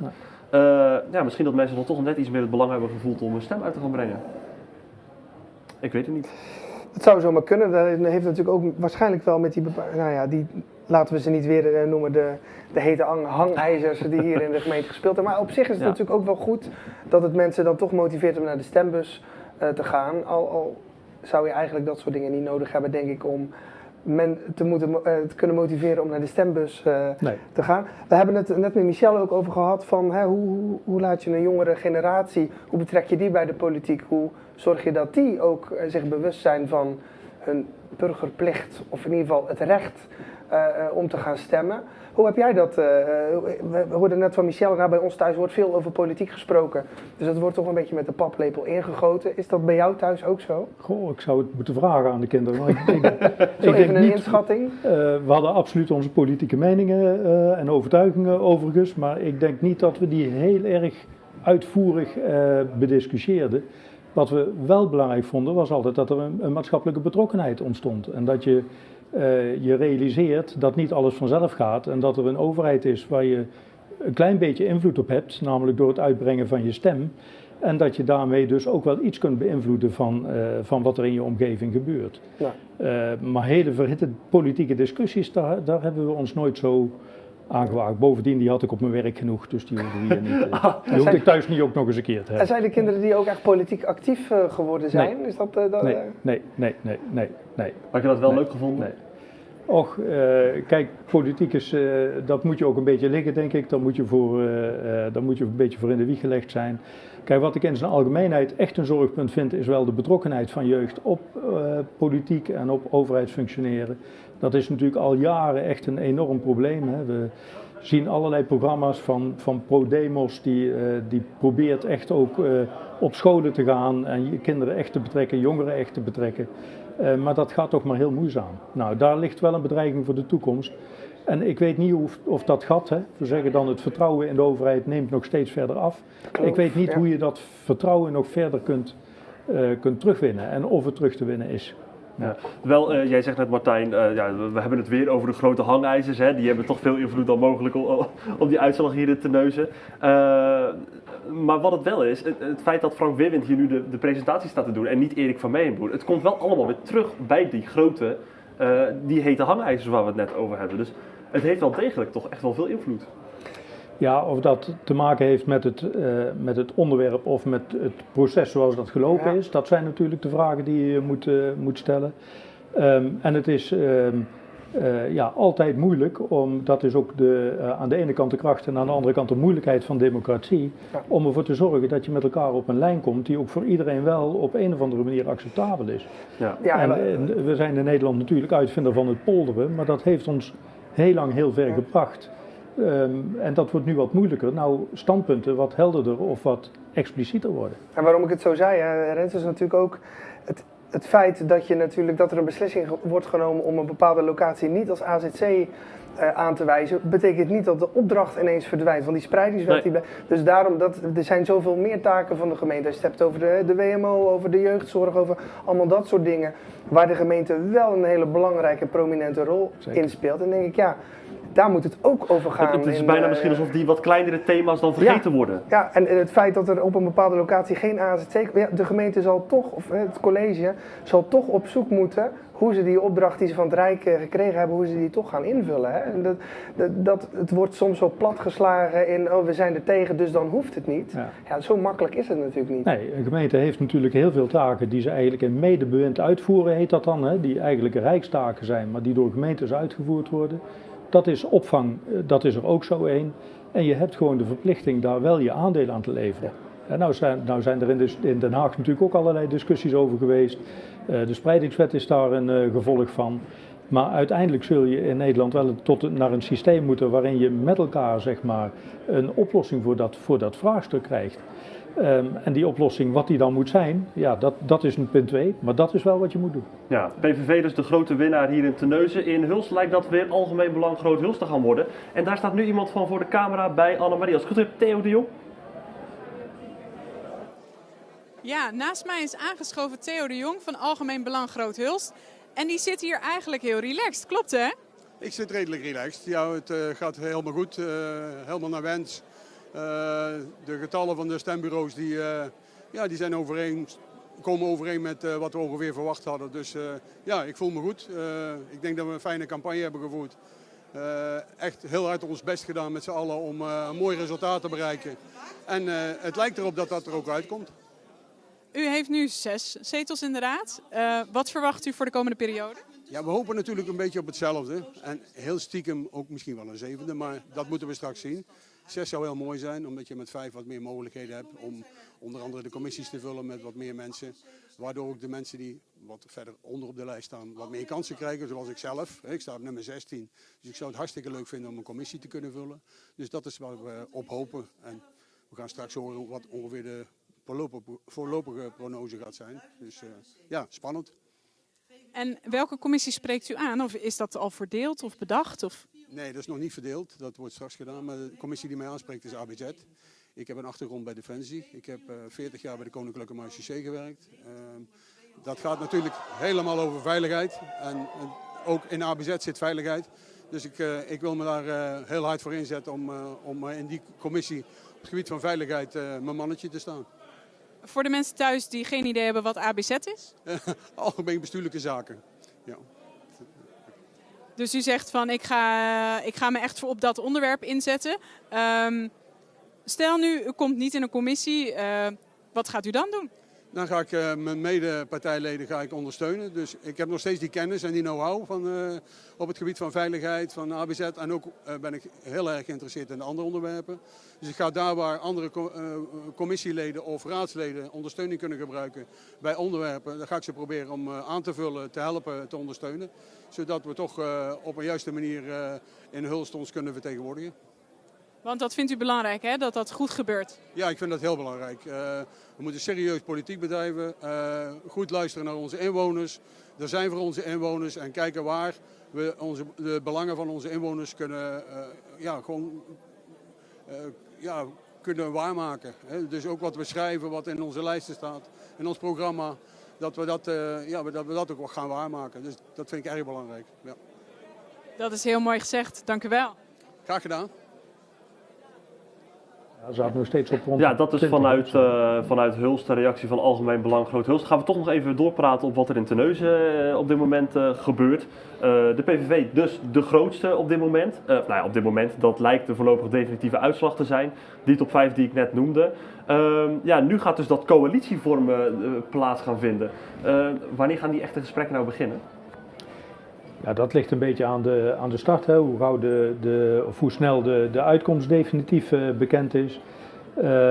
En dan de afspraken die er binnen de raad gemaakt worden over hoe dat proces eruit gaat zien.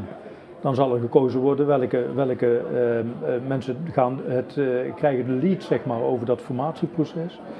En dan kan het, afhankelijk van hoe ze dat proces inrichten, snel gaan of lang duren. En dat gaat er ook om dat in zo'n proces het er natuurlijk ook om gaat dat je kijkt van waar kunnen we elkaar vinden in opvattingen, waar stropt het echt, hè? Waar schuurt het enorm en wat hebben we dan nog over om een akkoord voor te maken voor de komende periode. Ja. Ongeacht welke partijen eronder zitten, zul je dat proces toch door moeten. Ja. Nou, we hoorden net al van Michelle Witte, die is al een beetje rond aan het lopen geweest. Die schuift zo meteen ook ongetwijfeld nog even aan om wat meer uitduiding te geven. Maar de PVV is op dit moment ook niet binnen. Die hebben een besloten bijeenkomst. Ongetwijfeld dat bijvoorbeeld een Patrick van der Hoef, de lijsttrekker, nog wel even binnen werd om of even een interviewtje af te geven of even met andere mensen te praten. Maar het lijkt toch dat de stemming hier binnen is niet optimaal. Want er zijn eigenlijk hier binnen voornamelijk verliezers. Want de grote winnaars die zijn er op dit moment nog niet. We wachten gewoon even af tot er bijvoorbeeld ook een Patrick van der Hoef binnenkomt. En misschien is het ook leuk om even zo meteen te schakelen weer terug naar Tineke om te kijken. Wat is nou precies de stemming daar binnen? Want op dit moment is het nog niet op en top. Ook opvallend, D66, en eigenlijk geen enkele gemeente, in Terneuzen wel een lichte stijging, hè? Nou, op zich, die landelijke trend, die heb je denk ik hier nooit gezien. D66 is natuurlijk zeker vanaf het moment dat hij zich zo duidelijk, de halvering van de veestapel, maar in ieder geval voor de natuur en stikstofreductie en eigenlijk tegen de agrariërs. Dat is natuurlijk hier in Zeeland, maar zeker niet in Zeeuws-Vlaanderen, nooit een populaire partij en een populair standpunt geweest. Dus die landelijke winst, dat had ik niet verwacht dat dat zich hier lokaal zou aftekenen. Maar je ziet bijvoorbeeld GroenLinks Partij van de Arbeid, die doen het toch, zag je ook in Hulst, toch ook hier in Terneuzen en volgens mij in Sluis ook redelijk, toch? Dat vind ik dan weer verrassend, want die zag je toch ook landelijk en ook in peiling en zo steeds meer wegzakken. Dus toch positief. Die progressievere, links wil ik het niet noemen, maar die wat progressievere stem, ja, dat is toch altijd weer bij welke partij komt die terecht. En belangrijk dat het ook vertegenwoordigd blijft, laten we het zo zeggen. In de tussentijd gaan we terug naar Mathieu, want we hebben een voorlopig einduitslag van de gemeente Sluis. Goed, we zijn terug in het zenuwcentrum van de gemeente Terneuzen, het stadhuis. En we hebben 1 eindstand die we al met u kunnen delen. En dat is de gemeente Sluis. Alle stemmen zijn daar geteld, ook Arnhenburg is geteld. En u ziet hier de percentages, maar we gaan straks gelijk door naar de verwachte zetelverhouding in de gemeente Sluis. Dus u ziet hier de percentages, de eindstanden naar voren komen. Die skippen we heel eventjes snel door. En dan gaan we naar de verwachte zetels in de gemeente Sluis. Dan beginnen we met Sluis lokaal. Hadden 4 zetels en gaan 1 zeteltje volgens verwachting, even onder voorbehoud, stijgen. De VVD, 4 blijft 4 op dit moment in Sluis. Dan gaan we naar PvdA. Zakken 1 zeteltje weg ten opzichte van 2022. Dan gaan we naar de CDA kijken en die zakken ook idem dito zoals de PvdA met 1 zetel naar beneden. Dan gaan we naar de SP toe en die zakken helaas naar 0 zetels in de verwachting prognose op dit moment. Dan gaan we naar Lijst Babijn. Die blijven op 1 zetel zitten vanaf dit jaar 2026. Dan gaan we naar GroenLinks. Die blijven ook op 1 zetel zitten. Dan gaan we naar Forum voor Democratie. Die stijgen van 1 naar 2 zetels. En de laatste partij in de gemeente Sluis is de BBB, de partij van Sjaak Kwak. En die gaat naar 2 zetels toe. Dat is de prognose op dit moment voor de gemeente Sluis. En dan gaan we nog eventjes naar de tussenstand. Voorlopig dus even geen tussenstand. Die krijgen jullie ongetwijfeld zo meteen. Want ik denk dat we even gaan schakelen naar Tineke. Tineke die heeft namelijk de grote winnaar bij haar. Patrick van der Hoef van de PVV.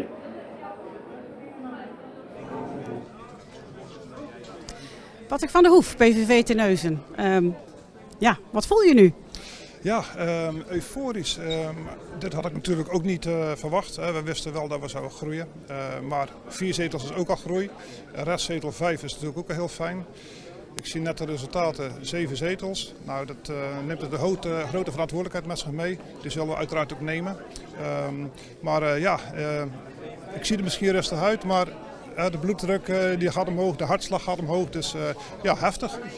En wat denk je dat de boodschap is van de inwoners eigenlijk, door te kiezen voor PVV? Ja, dat is natuurlijk heel goed om aan te halen, omdat gewoon de inwoners nu gesproken hebben. En wat hebben de inwoners besproken? Die hebben nou gezegd dat het PV-programma, dat die gewoon op dit moment het meeste bij hen aansluit. Hè? Dus het gevoel van de mensen zelf. Nou, dat zullen wij dus ook vertalen. En daar wil ik ook wel dank uitspreken naar die inwoners.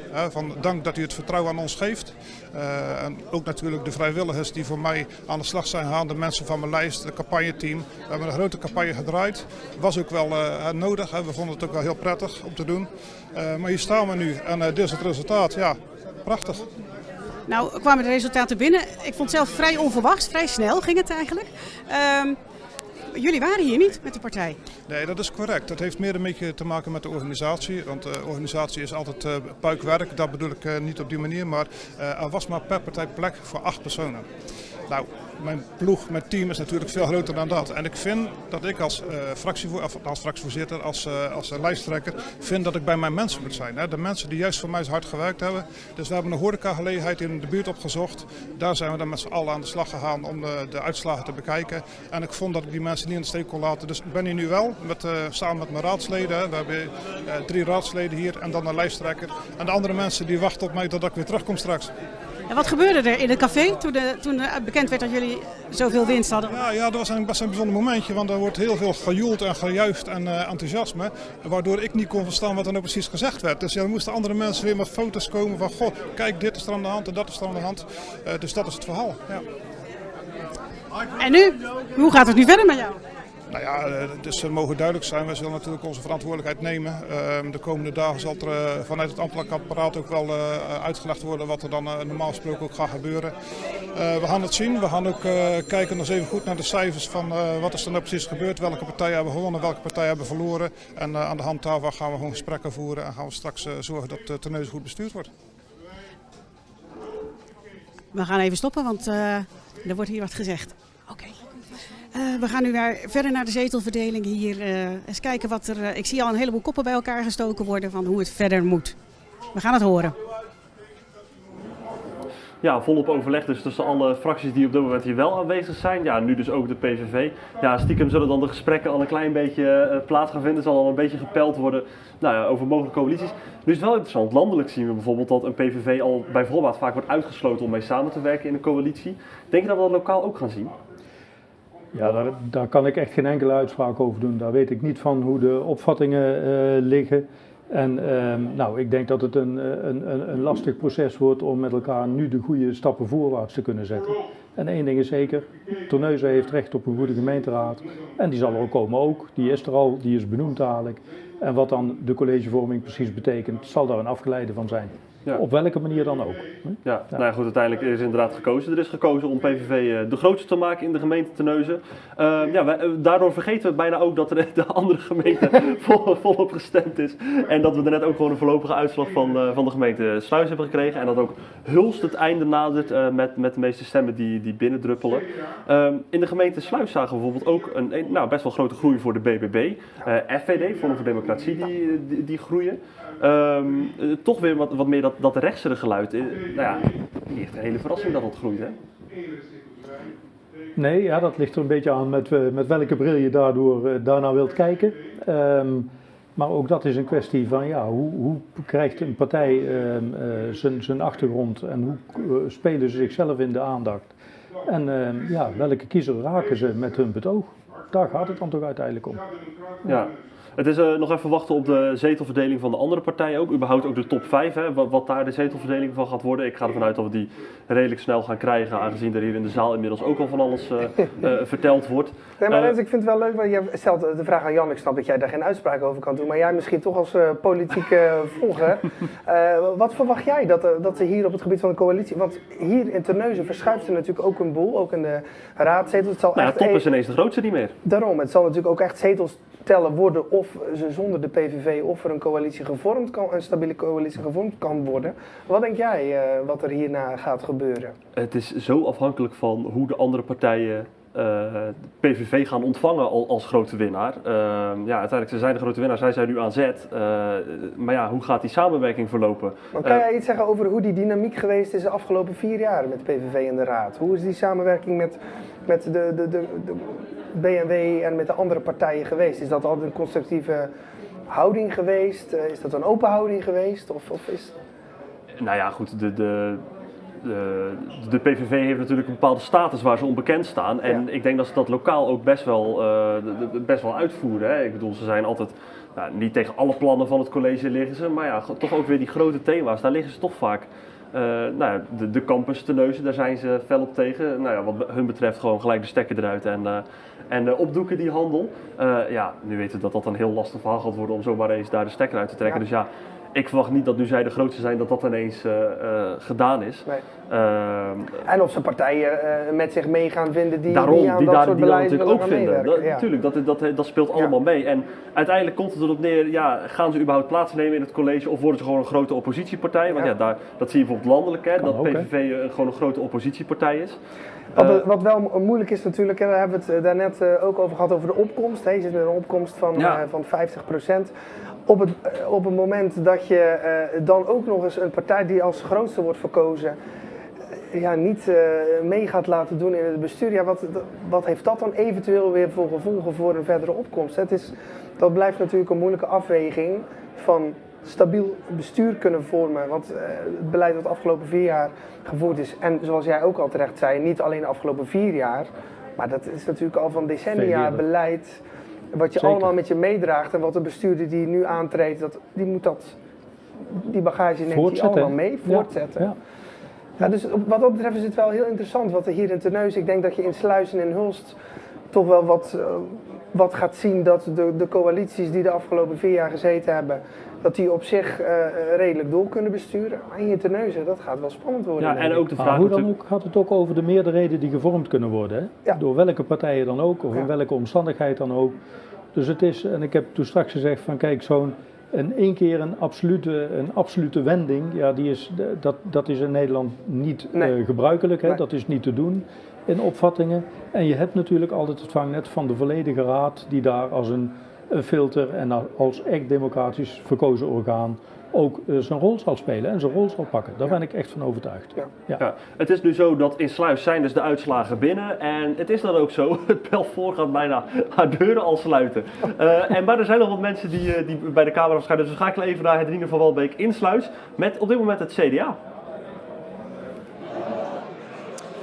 Patricia van het CDA. Jullie gaan van 3 naar 2 zetels. Hoe voelt dat? Echt balen. We hadden gehoopt op 3, maar ja, helaas, de kiezer heeft besloten. Dus op het eind, we hebben eigenlijk bijna de hele tijd op de 3e plek gestaan. En op het eind is Partij van de Arbeid toch nog over ons heen gehupt. En staan we nu op de 4e plek. Dus nu is het afwachten hoe dat onderhandelingen lopen, hè? Ja, we kunnen natuurlijk wel gaan speculeren over hoe gaat het er straks worden. Maar ja, dat is een kwestie voor morgenochtend vaststellen en dan pas de onderhandelingen ingaan hoe het verder gaat, toch? Ja, we zijn nu met 4 partijen die 2 zetels hebben. Dus wat we net zeiden tegen elkaar, de keuze is reuze. Dus afwachten. Het is lastig om tot een meerderheid te komen. Dan moet er ook stevig over onderhandeld worden, denk ik. Ja, daarom. En het ligt ook aan de partijen. Hoe is het afgelopen 4 jaar gelopen met elkaar? Dus ja, weet je... En wat ik net ook al zei tegen een aantal partijen, ja, wij zijn nu natuurlijk van 3 naar 2 gegaan. Dus ja, ik wacht gewoon even af en we zien wel hoe dat gesprekken lopen. Ja. Ik wens je succes. Dankjewel. Ja, dankjewel. Ja, ja hoor, goed zo. Dan heb ik hier nog achter de camera ook François Babijn staan. En die mag nu even naar hier komen. Want François Babijn zat wel in de gemeenteraad. We gaan je even goed neerzetten hier, meneer Babijn. Jij zat in de gemeenteraad. Nu met 1 zetel volgens mij. En het blijft 1 zetel. Ja, ik wil de kiezer van harte bedanken voor het vertrouwen dat wij weer gekregen hebben. En we gaan er weer hard voor werken, maar het was hakken over de sloot en het is nog geen officiële uitslag. Hè? Nog 2 dagen. Dat weet ik, maar voor nu ziet het er naar uit dat jullie inderdaad 1 zetel hebben en dus in de gemeenteraad terechtkomen. Ik ben erg blij en ik ga er weer hard voor werken samen met ons ploegje. Helemaal leuk. Dankjewel voor dit gesprek. Wij gaan weer terug naar Terneuzen, denk ik. Hier in Sluis begint het eigenlijk alweer wat af te lopen. Mensen gaan naar huis. Dus ik weet niet of wij nog terugkomen. Alvast tot ziens. Ja, dankjewel Hendrine. Wellicht dat we elkaar toch nog wel even spreken, maar zo niet. Dankjewel voor je bijdrages. De Sluis kunnen ze gewoon heerlijk naar bed vanavond. Ja, die liggen er voor 12 in het matje. Ongelooflijk. Ja, ongelooflijk. Nou, wij niet hoor, want we gaan nog even door. We hebben inmiddels namelijk een soort voorlopige zetelverdeling van de gemeente Terneuzen ook gekregen. Als ik even die top 5 erbij pak, zien we dat de VVD op 3 zetels staat. PvdA GroenLinks ook 3 zetels, CDA 4. Top gemeentebelangen, ja, toch gewoon nog 6 zetels, dus dat is helemaal niet slecht. En de PVV 7 zetels, ja, ook helemaal niet slecht. Die komen daar als een grote winnaar. Kijken we even naar verrassingen die binnen zijn gekomen. Wat u nu trouwens in beeld ziet, dat is een coalitie maken voor Sluis. Daar gaan we het zo meteen nog even wat meer over hebben. Maar ik noem toch eerst even de zetels in de gemeente Terneuzen op. Partijen die we wel en niet terugzien. Als ik nu even zo snel kijk, Hart voor Terneuzen, de nieuwe partij van Johan Hessing met 1 zetel die de raad toch in gaat komen. SGP gewoon weer stabiel met 2 zetels. Eigenlijk altijd een stabiele partij, hè, de SGP. Ja, hele trouwe achterban natuurlijk, hè, die gewoon altijd jaren Het zijn geen zwevende kiezers. Die hebben eigenlijk helemaal geen campagne nodig om... Nee, zien we wel dat ChristenUnie 1 zetel heeft nu. Die zaten, dacht ik, op 2 zetels. Die zijn er eentje verloren. Maar in ieder geval, ze blijven er wel in. Ook gewoon een redelijk stabiele partij. D66 1 zetel, dus die blijft hetzelfde. SP 1 zetel. Sociaal Terneuzen 1 zetel. En dan Sociaal-Democraten Terneuzen ook 1 zetel. Dus dat betekent dat ook de nieuwe partij van Kees Liefting en Natasja Wannier, de afstammeling van de PvdA, de afsplitsers, dat die toch gewoon in de raad terechtkomen. Dan is alleen natuurlijk de vraag, wie heeft de meeste voorkeurstemmen gekregen? Ja, Natasja Wannier als lijsttrekker actief geweest, maar ja, Kees Liefting heeft toch wel de bekendheid met zich mee. Durf je daar iets over te zeggen, Jan? Nee, dat hij de bekendheid mee heeft, dat is absoluut zo natuurlijk. Het is wat dat betreft een ervaren politicus. Maar goed, dat wil helemaal niet zeggen dat dat per se ook tot een stemuitslag moet leiden die daarop past. Nee. Dat hoeft niet. En er zijn dus 2 partijen die er dus buiten vallen. Nou ja, dat wilde ik. 3 zelfs, want er zijn 12 partijen die nu plaats gaan nemen in de gemeenteraad. En er deden 15 partijen mee. Als ik het nu even zo snel zie, dat betekent dat 50PLUS de zetel verliest. Nou, die is dus bij Johan Hessing gebleven, maar dan met de nieuwe partij Hart voor Terneuzen. Terneuzen Sterk, de partij van Paula Stoken, heeft de raad verlaten. En BVNL, Belang voor Nederland, die heeft het niet gered. Deden voor het eerst mee. De partij van Kees Vreken. Nou, Kees Vreken, iemand die de gemeenteraad niet vreemd is. Nee.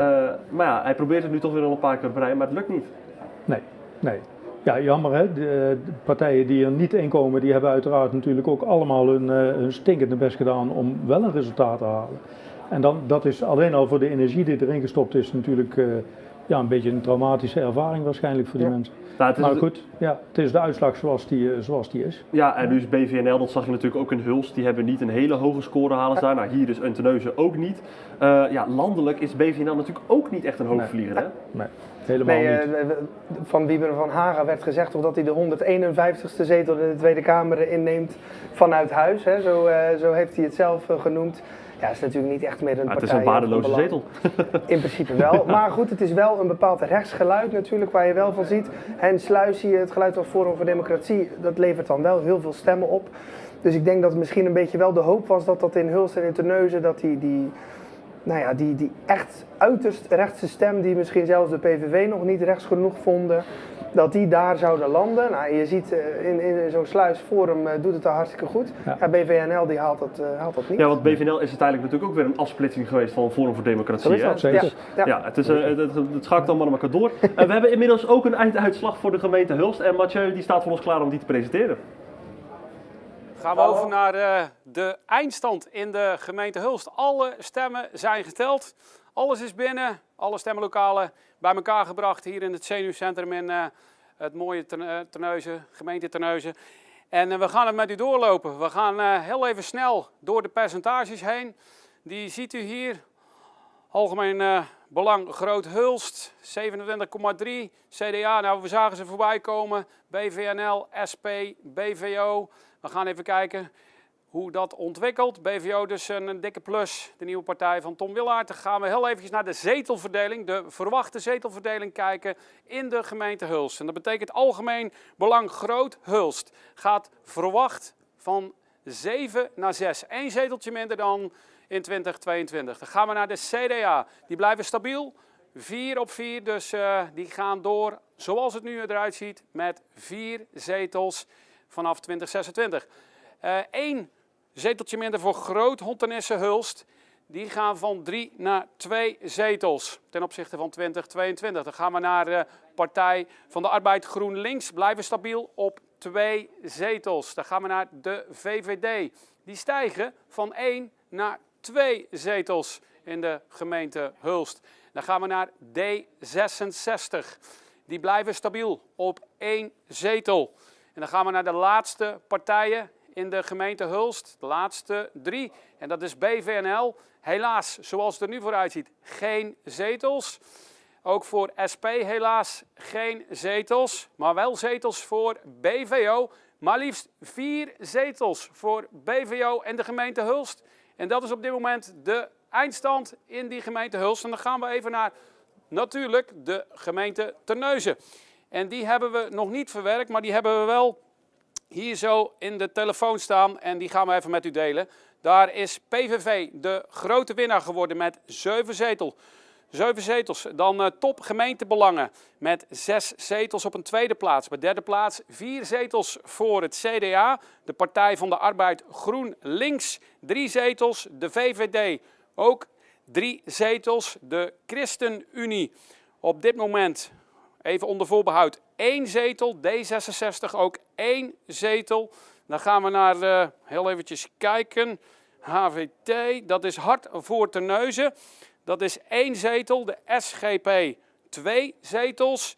En dan krijgen we Sociaal-Democraten Terneuzen ook 1 zetel. De SP ook 1 zetel. En eventjes kijken, de Sociaal Terneuzen ook 1 zetel. Dus 2 partijen vallen er tussenuit.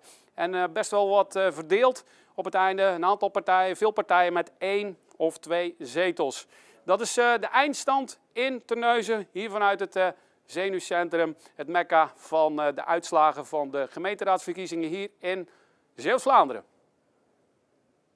Ja, het zenuwcentrum, zo kan je het wel noemen, ja. Mathieu. Misschien wel een van de grootste winnaars in de gemeente Hulst is Tom Willaert met zijn partij Bouwen van Onderop. Bouwen van Onderop. Ja. Het mooie is, die staat voor de camera bij Annemarie in Hulst. Ja, naast mij zit Tom Willaert van Bouwen van Onderop. En ik denk dat hij wel de grote winnaar is hier in Hulst. Jullie zien, hij wordt er van alle kanten gefeliciteerd. Tom, mag ik dat zeggen, grote winnaar? Ja, als je 3 man bezig bent en er staan meer dan 40 man op, waarvan 25 op een lijst. In 3 maanden een campagne voert met zo ontzettend veel enthousiasme en een warm bad wat die mensen hebben. Je hebt ze gehoord daar. Ja, ik zit niet zo snel zonder woorden, maar dat doet wel wat met me. Dit is fantastisch natuurlijk. Dat je op 3 maanden tijd in één keer de tweede partij wordt. Nou, dat is wel een signaal wat de burger af heeft gegeven, vind ik. Ja, dat kun je zeggen. Wat mij betreft zijn de burgers de winnaars. Ja, absoluut. Wat gaat er nu gebeuren? Nou ja, wat er nu gaat gebeuren is dat het wordt een flink feestje, sowieso. Ik ben ook wel benieuwd, want het was best wel stil bij de gevestigde partijen die ook zoiets hadden van, goh, wat gebeurt hier? Net zoals dat bij ons was. We hadden ook zoiets van, wat gebeurt hier? Waar gaat dit naartoe? Goed, het is nog voorlopig, maar ik denk dat dit wel een beetje de orde van grootte is. Ja, dan wordt het een heel interessant verhaal natuurlijk, want als ik goed gekeken heb, dan heeft de huidige coalitie volgens mij 12 zetels, zoals het er nu voor staat, dankzij een 2 restzetels. Ja, dan weet ik niet wat zij willen. De grootste partij gaat natuurlijk dan het voortouw moeten nemen. De grootste is volgens mij ten opzichte van 4 jaar geleden, heeft wel wat ingeleverd. Dus je kunt zeggen dat wij van alles en iedereen wel wat afgesnoept hebben. Willen ze dan nog wel met u samenwerken of zeggen ze van nou, die laten we links liggen? Oh, dat weet ik niet. Ik heb ze nog niet gesproken, dus ik heb geen idee. Ik mag hopen dat ze een partij die tweede eindigt vanuit het niks met 4 zetels erin komt. Ja, dan denk ik dat je toch wel een uitnodiging krijgt om te kijken, god, en hoe zien jullie het? Dus ja, als het lokaal belangrijk is, je hebt een grote lokale partij en er komt nu een tweede, die BVO, Bouwen van Onderop heet. Ja, dan is het natuurlijk aan hen wat zij daar mee gaan doen. Maar ik zei al vooraf tegen de mensen, wij kunnen niet verliezen. Wij hebben al gewonnen. En dan doe ik niet op de verkiezingsuitslag, vooraf zei ik dit al. Nogmaals, ik herhaal het, als er 40 man opstaat, dan moet je goed over nadenken. Op 3 maanden tijd dit voor elkaar krijgt. In alle hoeken en gaten van de gemeente hebben we gelopen en gewandeld. We hebben zoveel opgehaald. De mensen wilden dat er weer geluisterd wordt. En ik kan je garanderen, en ik kijk jou recht in je ogen aan, dit is wat we zullen blijven doen. Dat heb ik ook gezegd. Dat is de plechtige belofte. Na de verkiezingen gaan wij die burger blijven bezoeken. Die gaan wij blijven betrekken. Zoals participatie de letterlijke betekenis van het woord zou moeten zijn. Die willen wij betrekken. En ja, ik hoop dat de huidige partijen die nu ook allemaal denk ik dit even moeten verwerken. Wat er nu gebeurt. Ja, dan hoop ik dat we constructief in overleg gaan. Ja, wij staan klaar om voorwaarts te gaan. Wij staan klaar om de verantwoordelijkheid te nemen. En ja, ik ga dit ook even laten bezinken allemaal. Fantastisch. Dit is een droomscenario voor een partij die net is opgestaan. En eigenlijk is partij niet het goede woord, maar vooral een beweging. Die toevallig een beetje aan politiek gaat doen. Een hele mooie conclusie zo. Ik wens u nog een hele feestelijke avond. Nou ja, dat gaat zeker lukken, maar die wens ik jou ook toe. Je bent uitgenodigd, want bij ons staat de burger op één. Dus daar horen jullie ook bij. Maar hartstikke bedankt voor de mooie felicitaties. Dank je wel. Alsjeblieft. Ja, de grote winnaar, althans de ongeveer grote winnaar in de gemeente Hulst. Toch een mooie zetelwinst voor de nieuwe partij. In Terneuzen gaan we even naar een toch wel grote verliezer. De partij die de zetel verloor aan Hart voor Terneuzen van Johan Hessing. We gaan naar iemand van 50 plus, die staat op dit moment bij Tineke. Ja, toen de uitslag binnenkwam, viel er eigenlijk even een stilte in de zaal. En even later begon er een heleboel geroezemoes. Zag je raadsleden bij elkaar gaan staan. Er was wat bedrukte stemming, maar ook gelijk wel van oké, hoe gaan we dit aanpakken met zetelverdeling en hoe gaan we de gemeenteraad vormen. Naast mij heb ik Honoré Reuling van 50 plus. En 50 plus is een zetel kwijt, hè? Ja, ik zou het vind wel jammer. Dan, althans, dat is al voorlopig. Dan, maar het ziet er niet naar uit dat we er terug kunnen komen. Je had het nog even over restzetels en zo. Ja, dat is een hele moeilijke berekening die ze daar achter de schermen doen. En ja, dat valt niet voor iedereen goed te begrijpen hoe dat gaat. Dus je hebt de hoop nog niet helemaal opgegeven? Nee, ja, want inderdaad, 4 jaar geleden, toen was D66, die zou eigenlijk niet meer in de raad komen. En die had toch via reststemmen kwamen die erin. Dus ja, dat kan ons ook overkomen nog, dus we moeten even wachten. Dus je hoopt nog op een wondertje? Ik hoop het. Maar is het een teleurstelling? Even serieus. Aan de ene kant wel, aan de andere kant zeg het ook weer, op mijn leeftijd heb ik dan toch weer extra vrije tijd. Oké, misschien tijd om ermee te stoppen dan? Ja, dat zou kunnen, maar ik weet het nog niet. Dus volgend jaar is het nog provinciale staten. Dus, en daar heb ik ook nog 4 jaar in meegedraaid en bij het waterschap. Dus die mogelijkheden zitten er nog altijd in. Oh, dus ik voel nog wel wat strijdvaardigheid. Zeker, zeker. Nou, je ziet het, de strijd is nog niet opgegeven, de hoop is nog niet opgegeven bij heel veel partijen. Het komt wel goed in Terneuzen. Ja, nou ja, goed, in ieder geval dus meer vrije tijd voor Honoré Reuling. Ja, fijn voor hem. Kan hij zich gaan focussen op de Provinciale Staten. Nou ja, uiteindelijk dus de zetelverdeling in Terneuzen nu zo goed als bekend. Ook in de andere gemeenten begint het allemaal wat vorm te krijgen. Ja, wij kunnen ons pyjama bijna gaan aantrekken. We kunnen bijna ons pyjama aantrekken, ja. We zien hier we kunnen zo net een kleine glimp meepikken van wat er in de zaal gebeurt. Ja, Tineke die kan ons daar het beste over bijpraten. Maar wat wij tot nu toe zien is toch ook PVV-leden die inmiddels binnenkomen lopen. Ik zie daar India Zandman staan. Ja. Ik zag net al Kees Boot, als ik het goed zeg. Nou, Patrick van der Hoef zelf die rondloopt.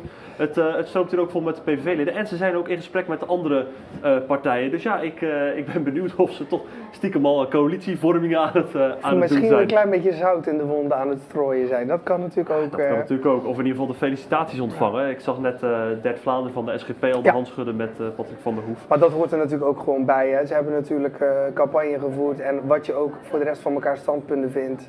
Het hoort er ook gewoon bij dat je elkaar natuurlijk netjes even feliciteert met de behaalde resultaten. Toch? Zo is het. Ja, we zouden bijna vergeten dat inmiddels trouwens ook bij ons weer is aangeschoven. Michelle Witte, fijn dat je er weer bent. Ja. Je hebt net ook een beetje een rondje gelopen. Jij zei ook al, de stemming is niet echt, je van het hier in de Nee, klopt. Het was een beetje een mineurstemming.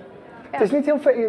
Het is dat er nu inderdaad wat PVV-leden zien, maar het zag er ook al redelijk leeg uit. Ja. Zag je ook mensen ook echt al naar huis gaan? Nee, dat heb ik niet gezien. Maar de PVV was er natuurlijk niet. Nu stromen ze binnen. Ja. Maar die waren niet aanwezig. Dus ja, de grootste winnaar was er niet. Dus dat heeft natuurlijk invloed op de stemming dan. Ja. Hoe was de stemming bij de vertegenwoordigers van top gemeentebelangen die je gezien of misschien wel gesproken hebt? Ja, ik heb ze gezien en ze waren niet echt heel blij. Terwijl ze toch nog steeds 6 zetels hebben. Ja, zeker. Nou, daar zijn ze wel heel blij mee natuurlijk. Maar ze hadden het liefst weer de grootste willen zijn. Nou, wat natuurlijk nu wel ook bij hun interessant is, zij hadden altijd het recht om 2 wethouders te mogen leveren. Ja. Op dit moment zijn dat Frank van Hulle en Jeroen de Buk.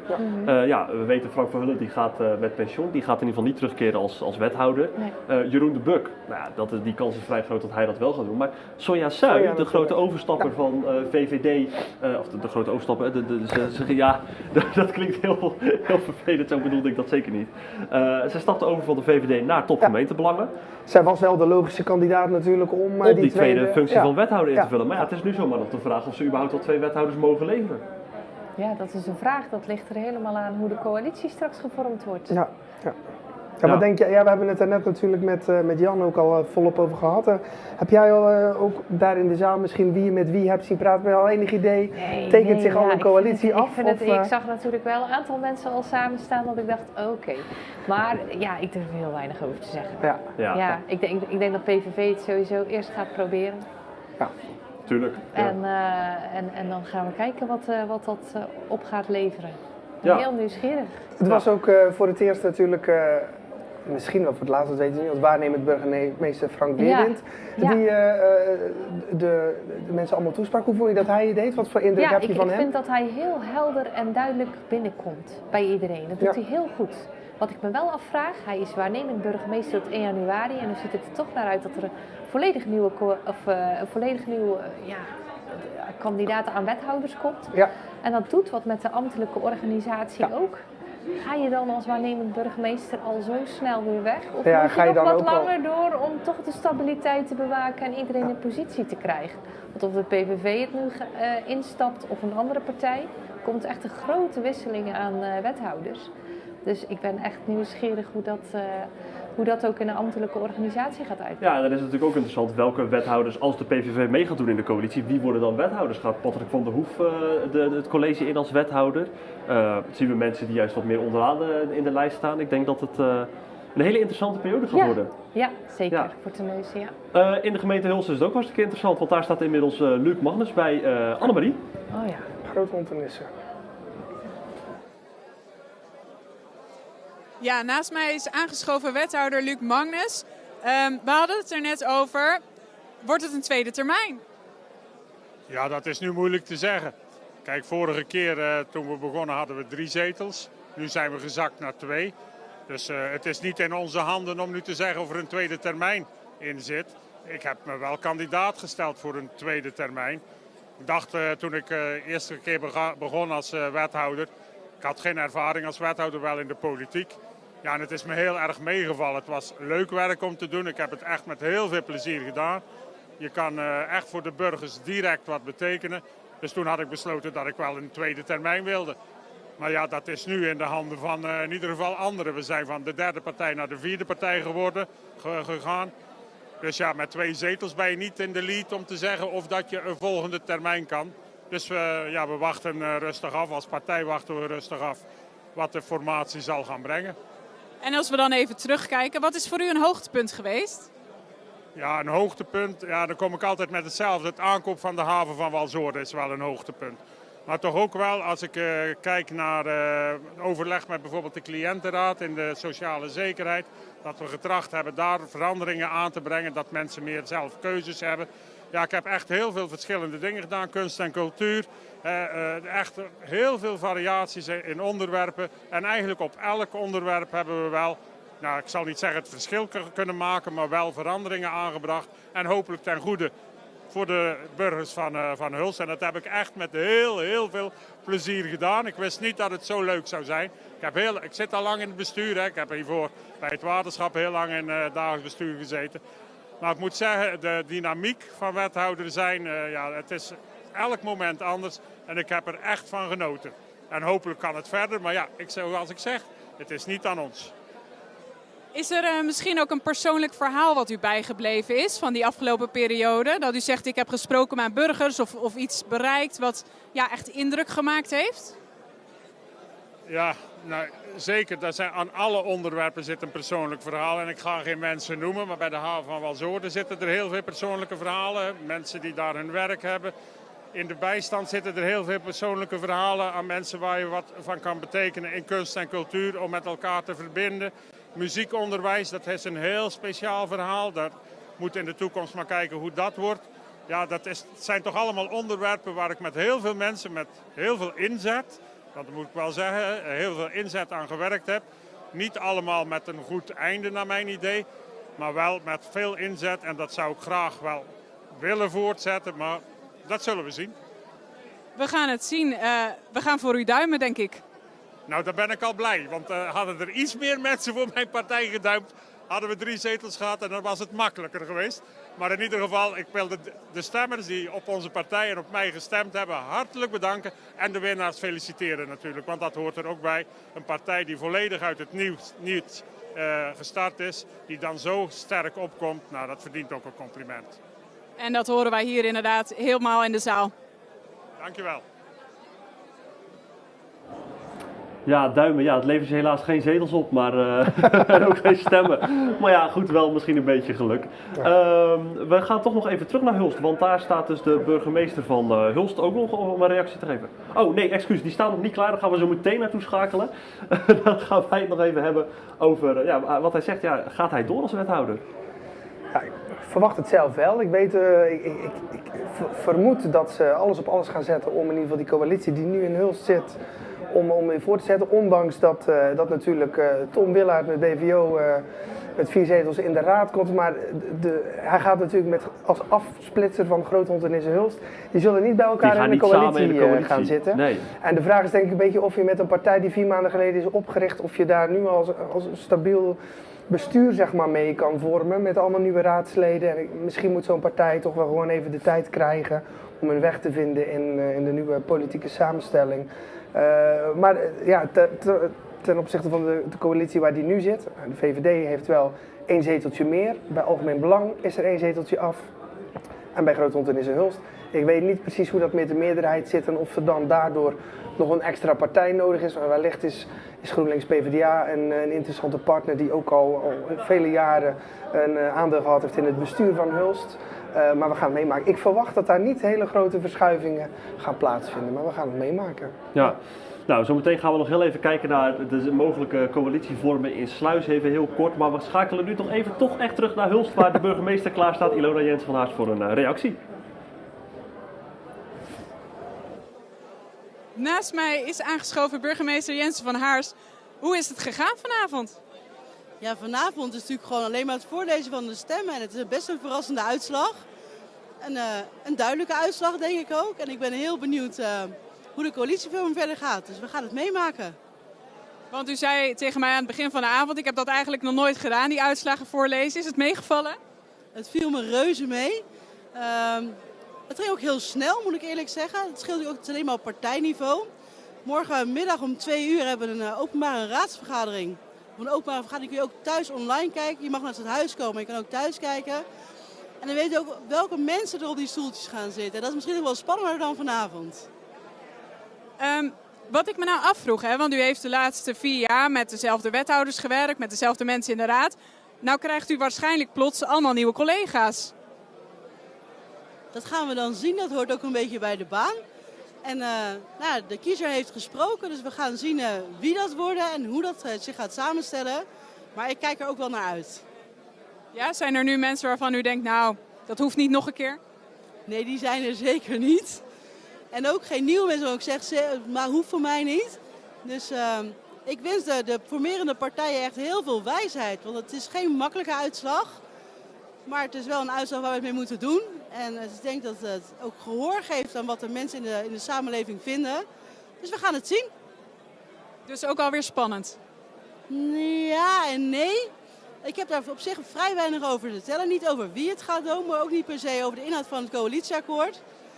Maar ja, het is ook wel weer, het is ook wel leuk om te zien wie dat dan weer gaan doen. En hoe we de komende 4 jaar weer voor Hulst aan de slag kunnen.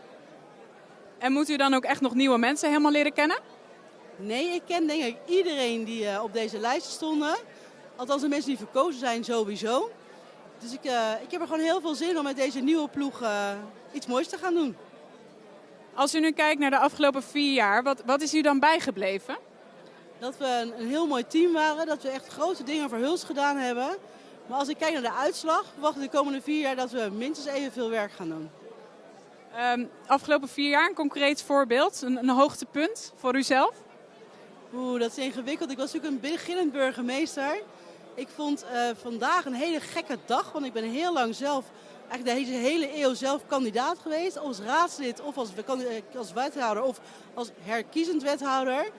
En vandaag was ik iets van, oh, wat gebeurt hier? Eigenlijk de afgelopen week al was dat zo. Van al die mensen voeren campagne en ik deed dat niet. Dus we gaan het zien. Ik wens u heel veel wijsheid en succes toe de komende dagen ook. Nou, ik hoef gelukkig niet zo heel veel wijsheid te hebben. Ik wacht even af wie elkaar gaat vinden en op welke onderwerpen dat gaat zijn. Maar in het belang van Hulst weet ik zeker dat wie er ook terugkomt, dat we allemaal heel hard aan de slag gaan voor deze prachtige gemeente. Heel hartelijk bedankt. Jij ook bedankt. Ja, alles in het belang van Hulst. Ja, ze zegt het eigenlijk, het wordt net al gevraagd, nieuwe collega's, moet je daaraan wennen? Michelle, toen jij nog bij de gemeente werkte, hè, is dat dan lastig als er ineens een nieuw college komt? Dat er ineens een nieuwe wind gaat waaien? Merk je dat heel erg? Ja, zeker. En daar ben je ook altijd nerveus voor wat gaat er komen. Het ligt er ook heel erg aan of een nieuwe wethouder al bestuurlijke ervaring heeft en de gemeentelijke organisatie bijvoorbeeld oud-ambtenaar is of weet hoe dat allemaal ruilt en zeilt. En stel je nou voor dat je als ambtenaar heel lang op een dossier hebt gewerkt, je hebt echt keihard voor gewerkt en er komt ineens een wethouder en die gaat volledig van links naar rechts. Ja, daar ben je niet blij. Maar je moet er als ambtenaar wel maar weer in mee en je weg daarin vinden. Hè? Hoe zorg je ervoor? Of heb je daar dan, zijn daar leidinggevenden voor die ambtenaren proberen om die in het gareel te houden? Of hoe gaat dat in de organisatie? Ik heb het zelf nog nooit zo heel drastisch meegemaakt, gelukkig. Maar dan zijn inderdaad de leidinggevenden om iedereen weer een beetje opgeleid te krijgen. En die stip op de horizon, zoals ze dat altijd ambtelijk zeggen, weer in het vizier te krijgen. Ja. Maar, het zal hier in Terneuzen dus heel erg afhangen of de PVV mee gaat doen en in hoeverre het bestuur daadwerkelijk vernieuwt. Want als dat natuurlijk, als er een andere coalitie gevormd kan worden, zou het natuurlijk best wel kunnen dat we een heleboel vertrouwde gezichten weer terugzien. Ja. En in Hulst denk ik dat het sowieso veel vertrouwde gezichten blijven en in Sluis. Ja, het is, wie weet, we hopen een heel spannende avond en voor hetzelfde geld zitten we gewoon in 3 gemeenten weer met het soortgelijkzelfde bestuur. Misschien voor de ambtelijke organisatie niet eens zo heel slecht, hè? Nee, natuurlijk. Het is ook allemaal mensenwerk, hè? Dus als je dan niet helemaal klikt met bepaalde bestuurders of het gaat niet zo lekker, ja, dan is het soms wel eens fijn als er een andere bestuurder komt of dat ze de portefeuilles net zo verdelen, anders verdelen. Dat is ook altijd verfrissend. Maar voor een ambtelijke organisatie is het wel fijn als een gedeelte van het college in ieder geval hetzelfde blijft voor de continuïteit. Want 4 jaar, een bestuursperiode, is eigenlijk relatief heel kort als je ziet voor welke opgaves gemeenten staan. Dat is eigenlijk net iets te kort. Kan je stiekem soms ook wel eens hebben van, nou, ik ben toch wel blij dat die opgeroepeld is. Ja, misschien wel. Misschien wel. Laten we daar een beetje politiek correct in blijven. Ja. Misschien nog heel interessant om heel even te kijken naar de mogelijke coalitievorming in de gemeente Sluis. Als dat nog snel op beeld gebracht kan worden. Want in Sluis, de uitslagen zijn bekend. De deuren zijn inmiddels al gesloten van het Belfort. En die ligt in de bed. De lijsttrekkers die gaan nu in een bed malen over wat er allemaal mogelijk is. We zitten hier. We zien hier de mogelijke coalities. Er zijn eigenlijk heel veel dingen mogelijk. Nou, als we de eerste nog bijpakken, dan zien we weer Sluis lokaal, VVD en PvdA die dan samen gaan. En dan kom je uit op 11 zetels. Nou, dan zit je dus met een ruime meerderheid. Andere mogelijkheden. Je ziet toch ook een optie waar FVD meegenomen wordt. Dus Sluis lokaal, VVD en FVD. Eigenlijk in alle opties, de meest voor de hand liggende opties zijn sowieso wel Sluis lokaal en VVD lijkt mij. Hè? Als 2 grootste partijen die nu ook al samenwerken. Ja, ook om recht te doen aan de verkiezingsuitslag natuurlijk, maar ook een beetje de continuïteit van de huidige coalitie natuurlijk voor te zetten. Dus dat ziet er wel uit alsof dat voortgezet kan worden. Dat is misschien voor de gemeente Sluis niet zo heel slecht. Nee, een beetje bestuurlijke stabiliteit kan denk ik geen kwaad in de gemeente Sluis. Ja, we gaan ver afronden. We gaan ver richting het einde. Alle uitslagen zijn binnen, alle reacties zijn binnen. Ja, nou ja, alle reacties. Er gaan nog heel veel reacties bij komen. Die verzamelen in de loop van de avond nog. En die zijn allemaal nog terug te zien op omroepzvl.nl. Daarnaast, morgen zijn we er ook tussen 9 en 12 op de radio. Dan proberen we nog een beetje terug te blikken op de dag. Ik heb net, toevallig zag ik voorbij komen dat Jeroen de Buk van Top Gemeentebelangen even aanschuift om te reageren op het verlies van de partij. Groot verlies kunnen we niet noemen, maar in ieder geval het verlies. En we zullen ongetwijfeld ook nog veel reacties krijgen uit de gemeente Sluis en de gemeente Huls. Michelle, ik wil jou heel erg bedanken voor je aanwezigheid vanavond, voor je expertise die je met ons deelde. Uiteraard ook dank aan Jan Prinsen, die inmiddels ergens tussen de oud-collega's in de zaal rondloopt. Martijn, ja, jij ook bedankt. Hoe vond je het zo? Ik vond het hartstikke leuk. Ik ben natuurlijk geen journalist, maar wel zeer politiek geïnteresseerd. En ik vond het hartstikke leuk om te doen. En wat vond jij ervan? Voor het eerst als presentator? Ik vond het hartstikke leuk. Ik sluit me daar helemaal bij aan. Ja, heel goed. Ik denk dat we een hele mooie avond hebben gehad met z'n allen. Zeker. En ik ben heel benieuwd hoe het de komende tijd eruit gaat zien met de coalitievormingen en eigenlijk alles erop en eraan. Dus we gaan het allemaal volgen. En ja, wij gaan het voor u volgen. Omroep ZVL die zit er bovenop. We gaan alles proberen in de gaten te houden rondom de coalitievormingen in de gemeente Sluis, de gemeente Hulst en de gemeente Terneuzen. Voor nu zit het erop. De uitslagen zijn binnen. In de gemeente Sluis toch weer Sluislokaal als grote winnaar. In Terneuzen de PVV. En in de gemeente Hulst, toch weer algemeen belang groot Hulst. Dus de lokale partijen lijken weer groter, alleen in Terneuzen niet. Voor nu wens ik u een hele fijne avond. Ja, het is nog net voor 12, dus dat is mooi. Net op tijd naar bed, zodat we morgen weer op tijd op werk kunnen zijn. Ik hoop u morgen weer terug te horen op de radio en een hele fijne avond verder.